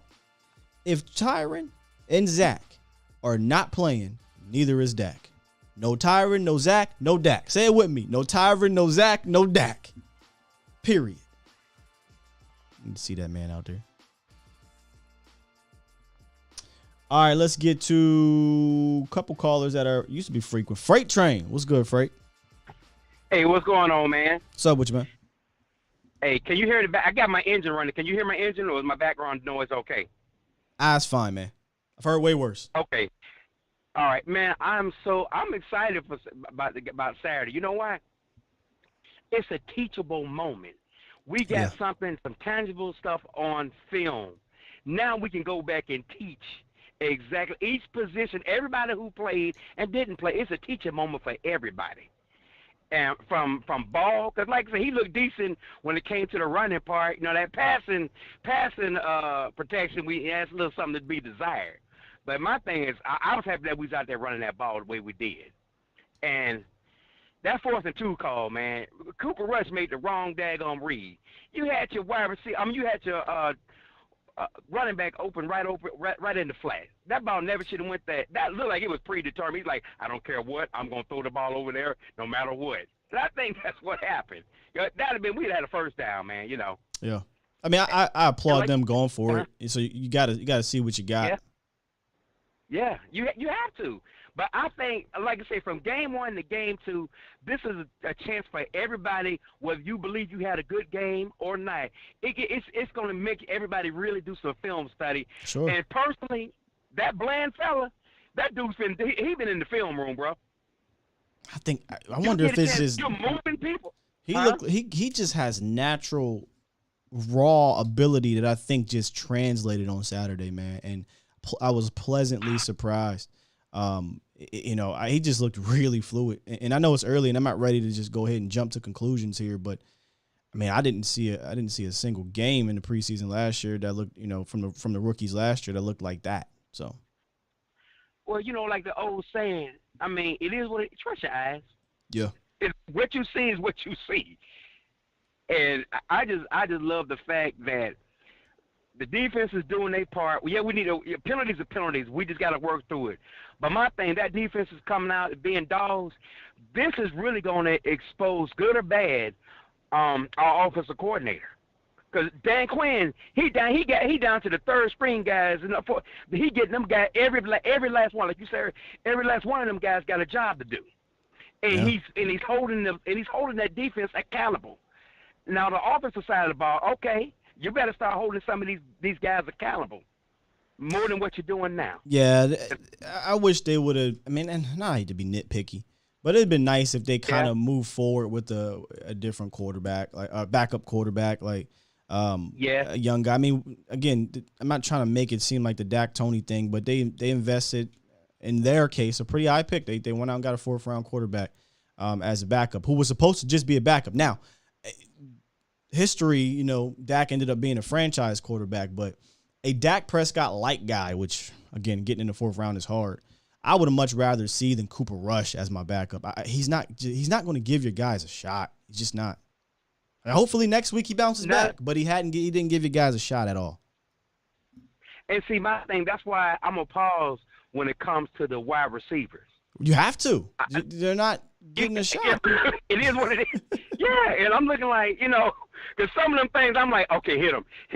Then he was it was a half a second too late. I like, man, that could have been the play. And I'm gonna have one more thing. Sure. That Vasher fella, whew, I would love to see him doing some seam type routes.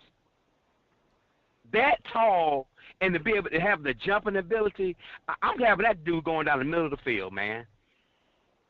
Yeah, I mean that's where his bread is buttered right now. He's a guy that's going to be a possession receiver, quick slants, fades, and seam routes, or 9 routes. That's really all in his. That's all that's in his wheelhouse as we speak. And it's funny because as soon as DiNucci gets in there, again, I told y'all DiNucci don't play or carry himself like he's a 4th string quarterback. He gets in there. Yep. Boom. 40-yard pass down the sideline to Brandon Smith, who, by the way, I think is a better player than TJ right now. I know that sounds crazy, and we love TJ's traits. No, you ain't crazy. But Brandon Smith has looked better overall in camp and then obviously in the preseason. But well, trust your eyes, man. Just trust your eyes. We saw what we saw. I was like, holy, whoa, that was nice. But I'm gonna be slightly petty, and I'm gonna let you. This will be the last one. Sure. When it comes to the roster spots, my thing is we're doing.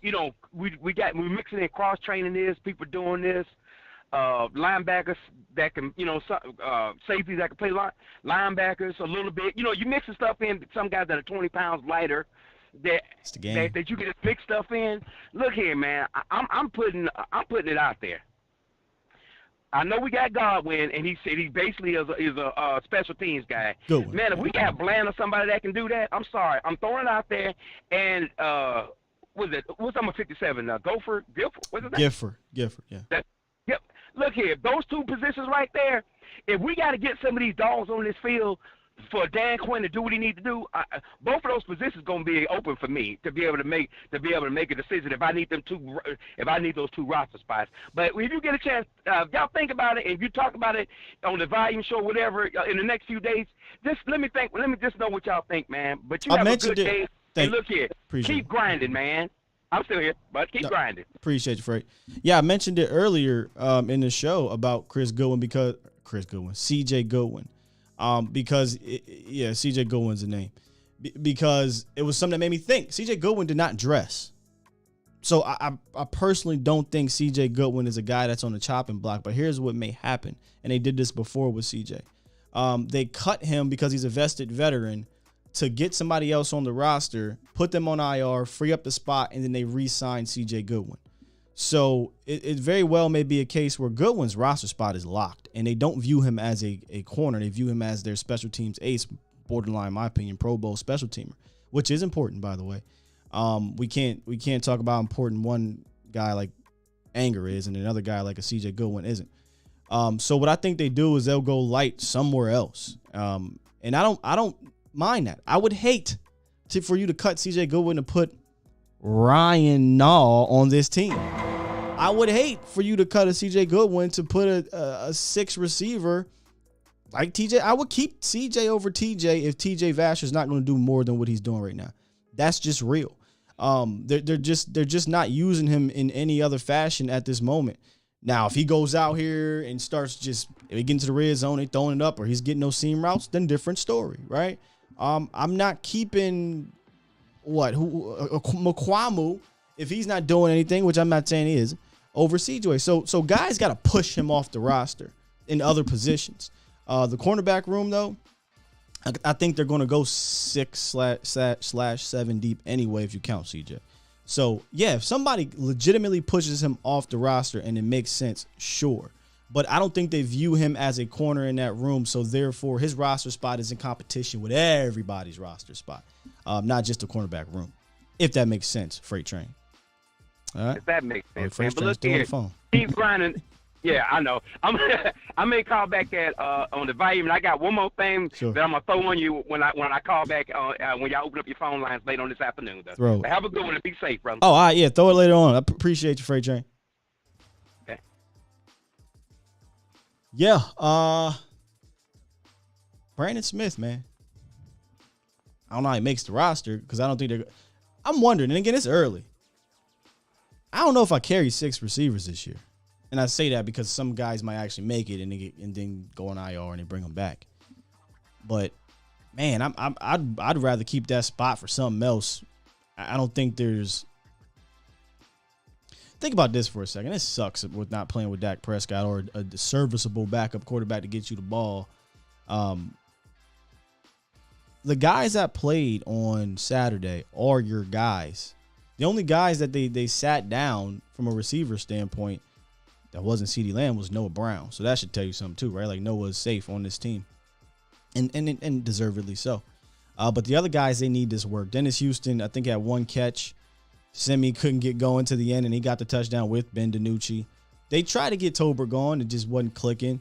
But these are the guys that we're going to need to get momentum. And if you think it don't matter, go listen to what Semi Fehoko said in the press. I keep saying press conference. In his interview afterwards, he said, I needed that.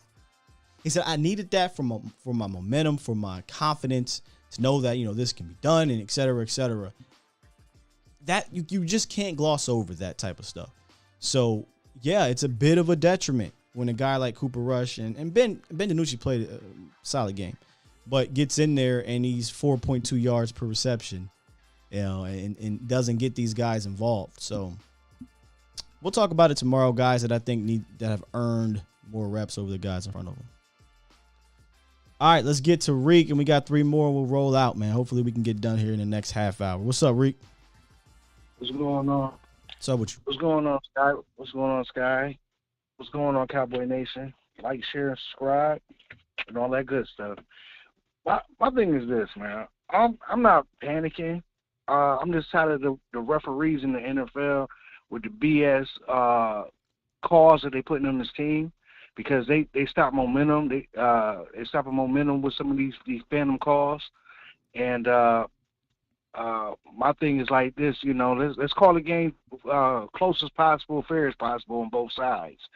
I'm tired of seeing all this laundry on the damn field that's messing up the game, especially for this team. Sure. Because I feel like people like Wright, Sean Wright. I feel like he's getting, Nashawn, whatever his name is. It's Nashawn Wright. Nashawn Wright. I feel like he's getting a raw deal because I've seen the same thing happen to him last year when he was on special teams. He got penalized for something. I think that was just, it wasn't all that. You know what I mean? Then it kind of messed up his play and how he was playing the game because you could tell by his aggression when he picked off the ball. He was ready. You know what I'm saying? He was ready during the game, but once they took his interception away and then called the call on him, he played a little laid back. You know what I mean? The receiver was able to push off on him a little bit. And that's the same shit that happened last year with us against Denver. You know what I mean? He started throwing a lot of penalties, and then our DBs started playing a little bit soft. They was pushing off on us. Like, if you're gonna call a game the right way, call it both ways. If these dudes pushing off, call offensive pass interference. Don't just call pass interference on our guys because they being a little bit aggressive. You know what I'm saying? And not saying that the dude ain't a little grabby sometimes. Yeah, I get that. But don't take out the wind out of this dude's sail. Because I noticed when he gets calls like that, he starts playing a little softer. He's not playing aggressive like he was.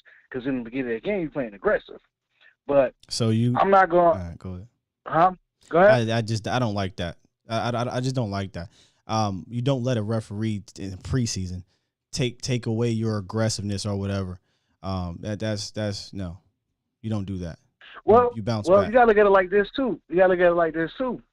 Some cornerbacks are good at letting that play just go ahead, and they just gonna go back. That's where I was getting to. You sound like you laying all the blame on the referee. You gotta. What was my thing? Bounce back. You gotta bounce back. If some players can't do that, then you don't need to be out there playing corner, because that's the one position where you're going to get a call. You're going to get a catch called on you. You're going to get a touchdown on you. It happens. No one's going to be mad at you that it happens. Now bounce back. That just sounded way too one-sided, where Nahshon Wright had opportunities where it wasn't just about guys pushing off on him. He just wasn't finishing the plays. So, let's be objective here. Okay. The referees are not the reason why Nahshon Wright gave up 7 catches for 118 yards and a touchdown. It's not. Oh yeah, he needs to get better. Don't get me twisted on that. Yeah, but we shouldn't be on here reshoot. But what I'm saying your is focus shouldn't be on the referees and Nahshon Wright, in that game. I just don't like the fact that the NFL is calling on these damn calls against our team like that. Sure. And don't get me wrong, this team does need to get we do need some more discipline. Mental discipline as far as these flags, and it's on McCarthy. It's on McCarthy. It's on the offensive line coach, and it's also on Mike McCarthy. As far as the mental toughness of this team, I get that. Yeah. You know what I mean? But at the same time, let's not spend all of our frustrations on referees, though. I mean, what's going to happen? That's not going to change. We need to spend, again, 17 penalties. I don't care if you said 7 of them was trash. That's still 10 penalties, right? So, yeah, I'm just not hearing the referee thing. That's a lot of them were bad. That's just something they gotta work through, like somebody else said, and or get better at, because some of those were pre-snap as well. So, I felt like you spent a lot of energy on blaming the refs. So, but I digress. Hey man, I'm just putting it out like this. Sometimes I feel like we don't get a lot of calls that I feel like we should get. But we don't. Team. You know what I mean? But Rick, I've been saying this forever. It's not. That just is what it is with the Cowboys. We can either focus on crying about the referees or focus on cleaning up some of the penalties that are our responsibility, right? Which comes down to discipline and fighting through it. It sucks. It ain't fair, right? Because the referees sometimes do suck. But 17 penalties, not all 17 were terrible. That falls on the coaches. I got you. But for a positive note, Smith, he did pretty good. You know what I mean? I like him. I like the fact that he's not going to be in Dak Prescott's lap a lot this year. You know what I mean? I really believe we got a good young dude on that left guard in that left guard spot, and he needs to stay there. I don't want him at no left tackle. I don't believe he needs to be there. I think, like you've been saying, I think we need to invest. If he's a ball, and if ball is not going to be our swing tackle, we need to go out and go get one. You know what I mean? And then my thing is too, I like the running back, number 37, Davis. 34, yeah. 34. I like him. I like the way he runs the ball. And Bland, he did his thing. And I'm gonna say this and land my plane. I feel like LVE better watch his back this year, because a lot of these young linebackers look like somebody's gonna come and take his job, especially if he's not hitting. You know what I mean? Real talk. Because I don't have that. I don't have high hopes in LVE. I don't think he's that good. You know what I mean? I think he's the weakest link out of our linebackers, to me, that start. Because I really believe that other teams is going to pick on him and run at him, and he's not going to be able to do anything about it. That's just my opinion. All right. All right, now. Appreciate you, Rick. Thanks. Let's keep it moving, man. We got 571 on the horn. What's good, 571? Hey, what's good, guys? What's up, man? Oh, one of the things that definitely came away from the game feeling is I actually feel better from the tight end position as a pass-catching unit than what we've had in some time. Yeah, some of those young Ferguson, Peyton Hendershot, all those guys play good. I mean, the numbers won't wow you, but when you catch and when you block well, that's all that really matters at the tight end position for the Cowboys. You're not really going to be it's not a wow position. Correct. One thing you can't do is you can't judge these receivers too harshly because of one thing. unfortunately, if you're only getting reps with Rush, he is what he is at this point. Yeah, I absolutely agree with you. It's hard to judge the receivers. It was just like last year. It was hard to judge some of those guys because the quarterback play wasn't up to snuff. So Cooper going to have to step it up next week. Right. And the people's expectations with Tolbert. Say that again? You need to keep in mind, just think of him as like Gallup, his rookie year. Yeah, I'm sorry, I can understand your point there. Oh, like it took a little bit for Michael Gallup to keep on going like his rookie year. Yeah. Like to really turn it off towards the end. That's probably going to be Tolbert. Yeah, he credited Allen Hurns for his kind of turnaround towards the end of the season. There really isn't an Allen Hurns in the room right now. I guess James Washington can be that guy, but yeah, it's going to take some time. He's older. I think he's more developed than Gallup was. I think Gallup athletically was a bit more gifted early on, but I think Tolbert's going to be a guy that's going to have to be a product of the offense as opposed to the offense early on. Right. It was also encouraging to also see Tyler Smith be able to do this versus like actual NFL starting caliber-ish D linemen. Yeah, I was excited to see him just kind of put hands on somebody else and be able to finish. Yep. Before we want to roast the refs too much, keep in mind it's their preseason as well. Ain't gonna change. I mean that group is a flag happy group. We're the Dallas Cowboys. It's just not going to change. So I'm just more so focused on the 50-50 calls, the bad calls. That shit's always going to happen. What about the calls you can control? What about the false starts, the offsides, the personal fouls, like after the plays and things like that? Those are things that you can control. Other than that, I told y'all last year, I'm going to keep on saying it until something happens. Dallas and penalties are going to go together like peanut butter and jelly. You just got to get through it. It is what it is, man. We can sit here and whine and cry about it for the rest of our lives. That ain't going to change. But change what you can in that negative aspect of the game. But lastly, I definitely like where we're going for as far as like a running attack. Yeah, I do too. Which that's going to be your best friend as a quarterback, is if you can have a running game, which you can options into it, out of it. Yeah, it is, man. I appreciate the call, though, good brother. No problem. I'm sorry, y'all. Only reason why I'm laughing is because I kept thinking like he was going to say something else. It was really throwing me off. It was really throwing me off here. It'll go, yeah, that running game.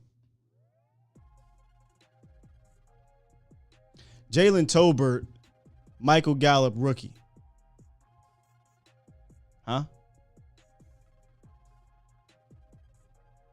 Sam Williams.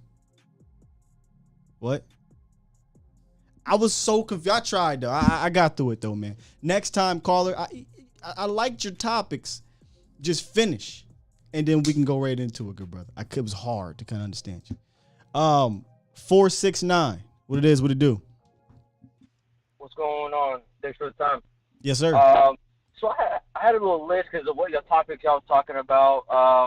Talking about the tackles. I'm kind of with you of not trading players. I'm a little greedy as well, just like how you're putting it. We still got Eric Fisher as a free agent. Right. He was a former number 1 pick.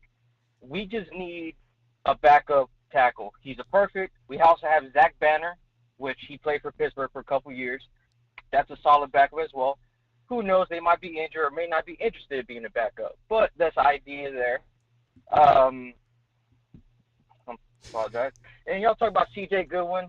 C.J. Goodwin is the Matthew Slater of the Cowboys. He's the that's how I feel. Player. That's how I feel. Yeah. Yeah. So that's who he is, and I respect that. Like you said, every team needs a Matthew Slater, and they play a long time in this league for that position. And as far as the backups, it is what it is. I'm a fan of Will Greer. I understood why he didn't play at all last year because learning the system. I get that. I respect that. But if he somehow flops, which I hope he doesn't, there's a lot of teams that are carrying 3 quarterbacks that could possibly be available. Top of my mind right now is the Buffalo Bills. They got Barkley, 10-year vet, not the greatest, but a very serviceable backup. Yeah. We also got good old Washington Commander, best friends Commanders. We got possibly Taylor Heineke going to be released because they got Sam Howell, the rookie for them. So they might not keep 3 quarterbacks. Oh, yeah. Heineke would be – I'd take Heineke as my backup quarterback. Sure. Yep. There's a lot of teams out there. Even when I was looking at Josh Smith, the long journeyman Josh Smith. Too, bro. Josh Johnson, you mean? From yes, on sir, Saturday? yes, sir. Yeah. Yes, sir. I'm sorry. And I live in Virginia Beach right now. I'm born and raised in Dallas, but I live in Virginia Beach. So I was watching on NFL Network. They were showing the Broncos Network. So they didn't show much of the Cowboys on their sideline or on the field. It just showed on my view. They didn't show a lot of enthusiasm of hyped up playing football again. They were just going with the flow. Like I said, from what I saw on Broncos Network, they didn't show any enthusiasm on the field as far as Cowboys. And I just think they got bullied around just a little bit, not a whole lot, but for sure a little bit. Defensively, I think you're always going to see energy on defense, especially with Dan Quinn. So I wouldn't say that. And I thought you saw some of that energy. Offensively, there might be something to that. I really didn't pay attention to the mannerisms too much. But offensively, I do think that they're starting to adapt the identity of their offensive coordinator, which, he's just not that type.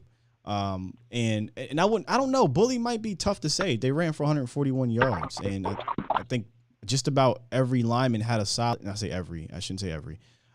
Every lineman that started the game, and then some of the backups were pretty solid. Not named Josh Ball, and is it Avante Collins didn't play great. Braylon was Braylon. Yeah. But they rushed pretty good. So. I thought so too. It's just I didn't see enthusiasm on the sidelines, but like I said, they would not show that because that's not the Cowboys Network, so I understood that. Sure. And I'm sorry, I have just 2 more things. As far as Tristan Hill, I've been reading Terran Clarence tweets. I hear he might be a trade candidate for the Cowboys. Don't know who they're going to trade for, obviously, but I hear he might be a trade candidate. So it's good that we keep him now.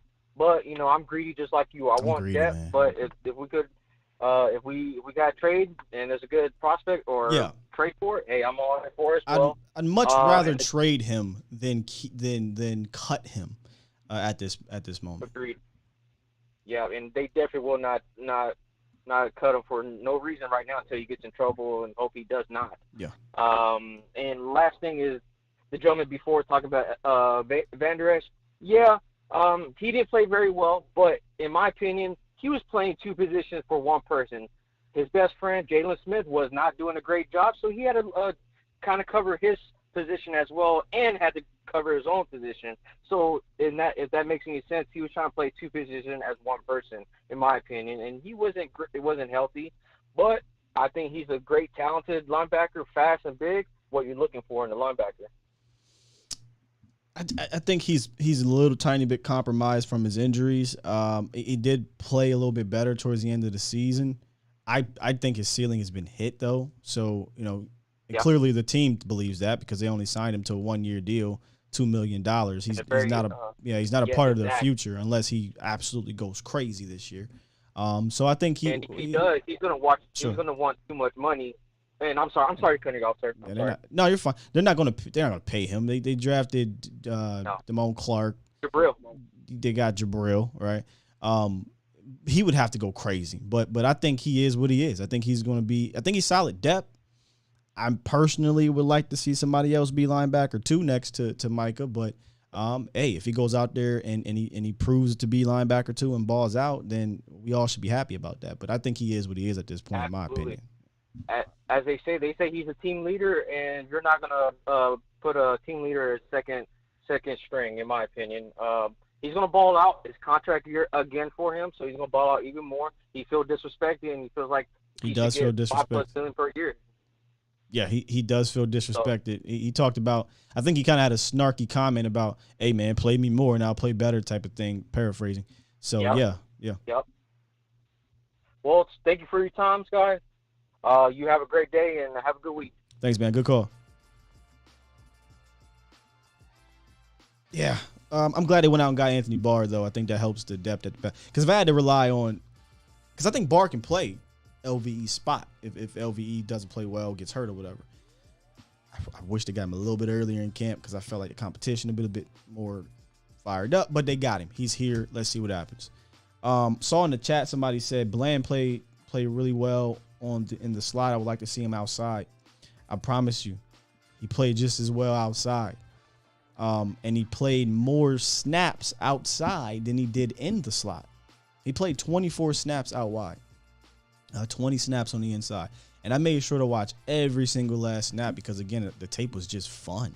It was just fun. And when I talk about, like, inconsistencies, I said he was the most consistent player of the three young guys. We're talking about Kelvin Joseph, Nashawn Wright, and Deron Bland.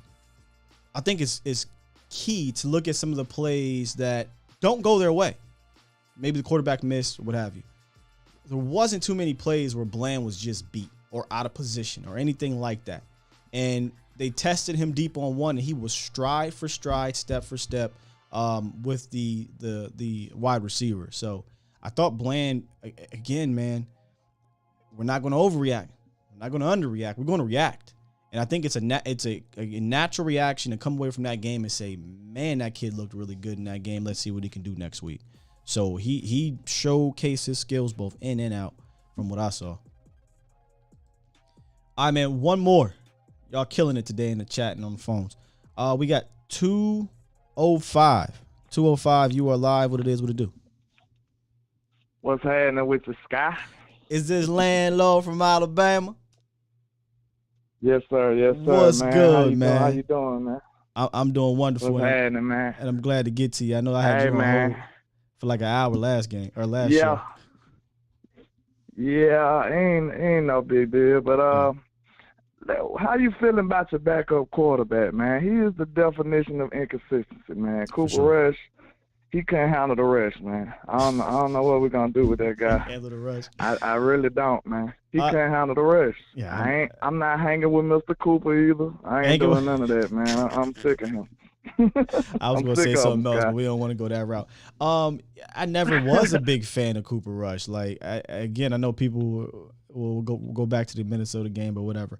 Will Grier has been the better quarterback in camp, but he got hurt. Yes. So, and you cannot miss these games. Go ahead.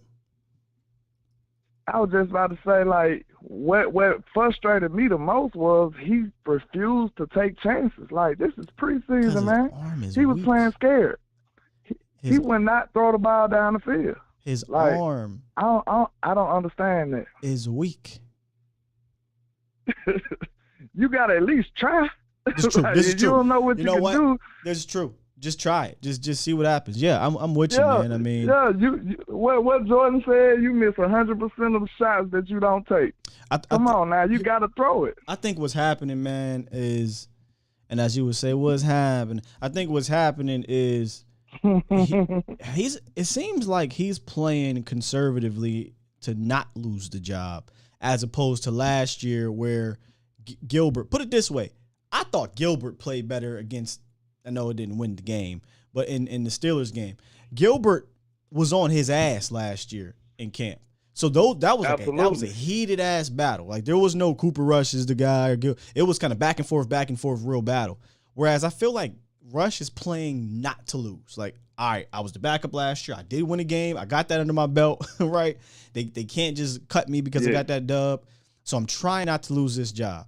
Meanwhile, Will Grier is out there, at least at practice. He playing like, I'm trying to take your job. So it sucked to not see him play. That's the mentality you got to have. Yeah, That's it. So, again, Will might come in this thing and throw a couple picks. He might look like Tony Romo in the preseason when he was young because he's trying to make plays. So we'll see if Grier can play next week. His mobility is key. I think he's going to need to have it, which is why he didn't see him play because of his groin. He has the livest arm. I know. I hate to say livest because DiNucci got a crazy arm, but Will's arm, I think, on a consistent basis is better than all three. So man, the pressure's was on. entertaining if nothing else. Yeah, Nooch, bro. Nooch play like Nooch was very entertaining. Nooch play like, hey, listen, dog. My brother and the head coach is cool. I don't give a damn what happens out here. I'm going to be on the practice squad. Let's try something. Yeah. He winging it out there. Yeah. But I just got one more point, man. I know you about to go on, hang it up. But everybody raving about DaRon Bland. Yes. And I know we've been hearing this all game, but I got to say it again, man. That young man was spectacular. Yes, he was. And one thing I did notice was he was playing press a lot of the time, too. And pressing. He was on the left side of the field and on the right side of the field. He was in the slot. He was everywhere. This man was making tackles. He was coming up, putting his nose in the box, man. He didn't have no problems. He laid the wood on a couple of these players, man. DaRon Bland, the hype is real. From this one preseason game, if we just going to evaluate him from this game only, the hype is real. That boy balled out. I'm trying to put together a little tape on him now. Like, this dude was playing out of his mind. And it really, I liked what I seen from Nation at the beginning because he was playing good at first. They was trying him. Started off. Yeah, and then it went downhill. It went downhill from there. Like, in my notes, I put after a strong start from the young DBs, Nation Wright, Kelvin Joseph down, Bland up. Bland is, man, he moving up everybody's tier list right now. Like, I'm very, very bullish on him. Kelvin Joseph and Nation Wright and whoever else, they need to, I know they feel him breathing down their back because he is right down their heels, man. This boy, I know the film session in the office, everybody is looking at this guy like, look at 30. Yeah. 30 is out here hitting everybody. 30 is not shying away from contact. Nope. This man was sticky in coverage too.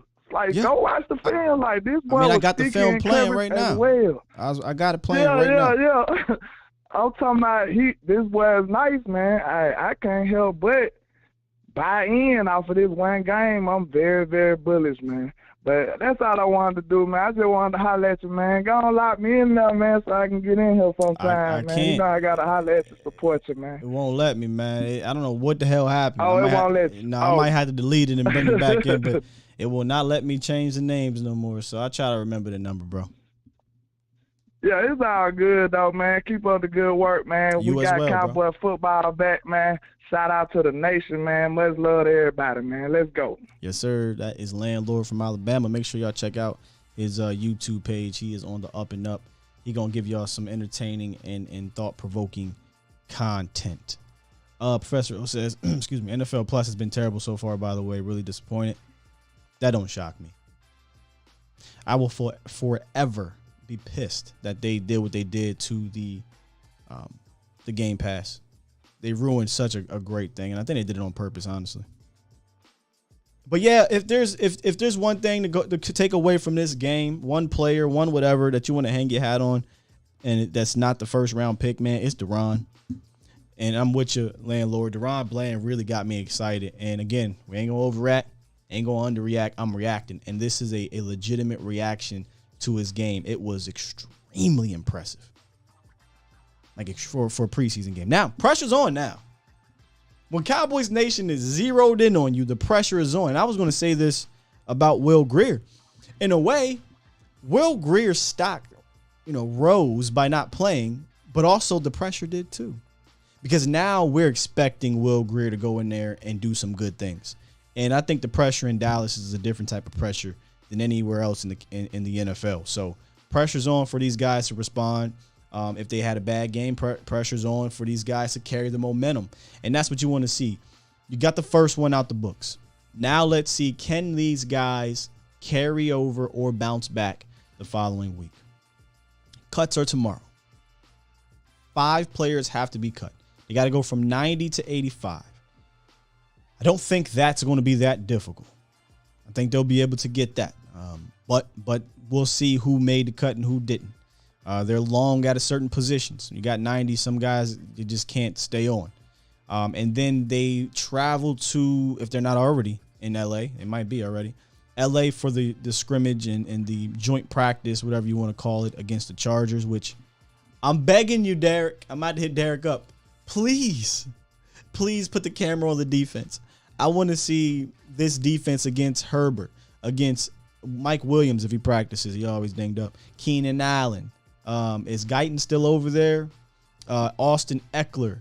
Rashawn Slater.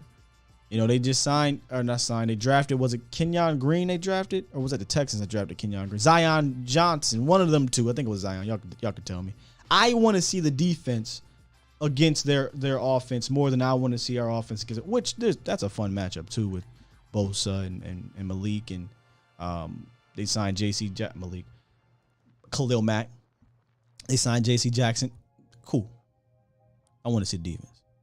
So all that's coming up this week, followed by the preseason game on Saturday. So we got a jam-packed week. Tomorrow we'll talk about stocks, right? We talked about guys who were good, and some of these guys will be repeated. But I want to look right back into the competition of these rooms because, yeah, individually, a certain player's stock might have risen or fallen, but that then has an effect on the depth chart. And some guys played their way to take snaps away from other guys to see what we got. You only got 3 of these. You only got 3. After this week, you have 1.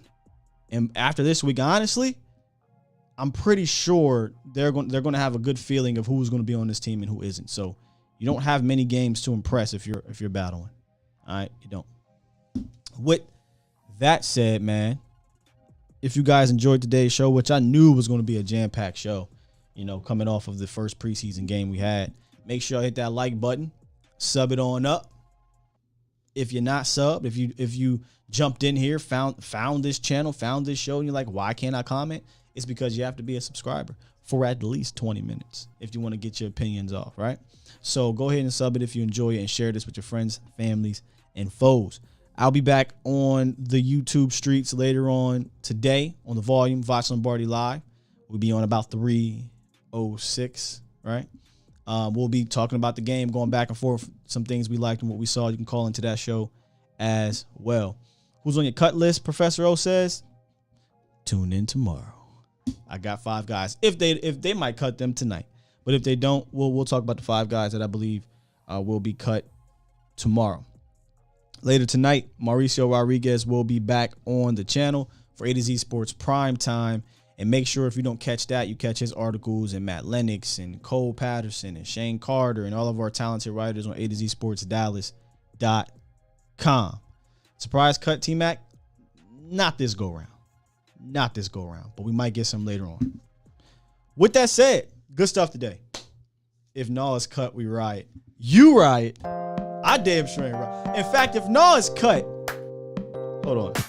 We ain't gonna press this button yet.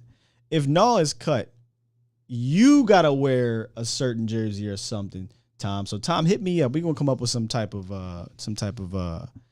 bet that we can get to. Tomorrow I will talk about the bet that speaking of bets, come on, Sky. You forget about this on the way out. If you want to bet, head on over to Underdog Fantasy, man. They do a whole lot of bets, but we do a fantasy league, a fantasy draft that we will be holding later this month on Underdog Fantasy. Use the promo code ATOZ to sign up, man. Draft your team. You could enter it in the Best Ball Mania with a chance to win $10 million worth of prizes. You can get in $25 leagues, $250 leagues, whatever you want. All you got to do is draft it one time, set it, and forget it, and you're good to go. It's the best and easiest place to play fantasy sports and to bet, Tom. To bet on games and stats and things like that. So make sure y'all check out Underdog Fantasy and use the promo code ATOZ. We got a lot of people that signed up.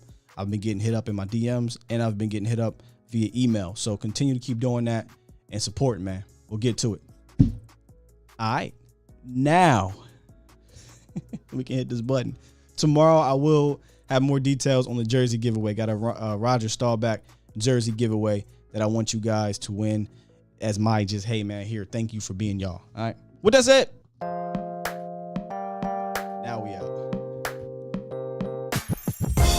Shout out to Underdog Fantasy. Shout out to the Cochran Firm. Shout out to the Bomb Squad. Y'all the best. See y'all later tonight.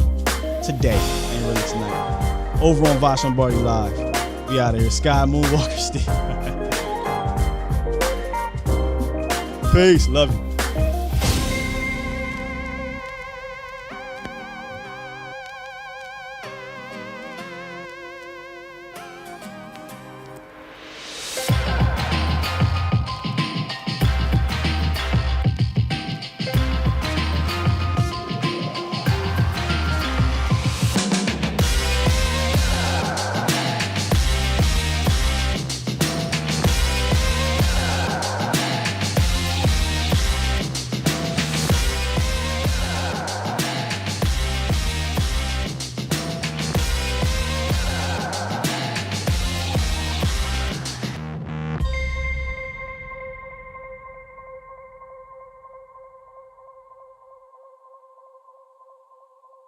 Bomb Squad!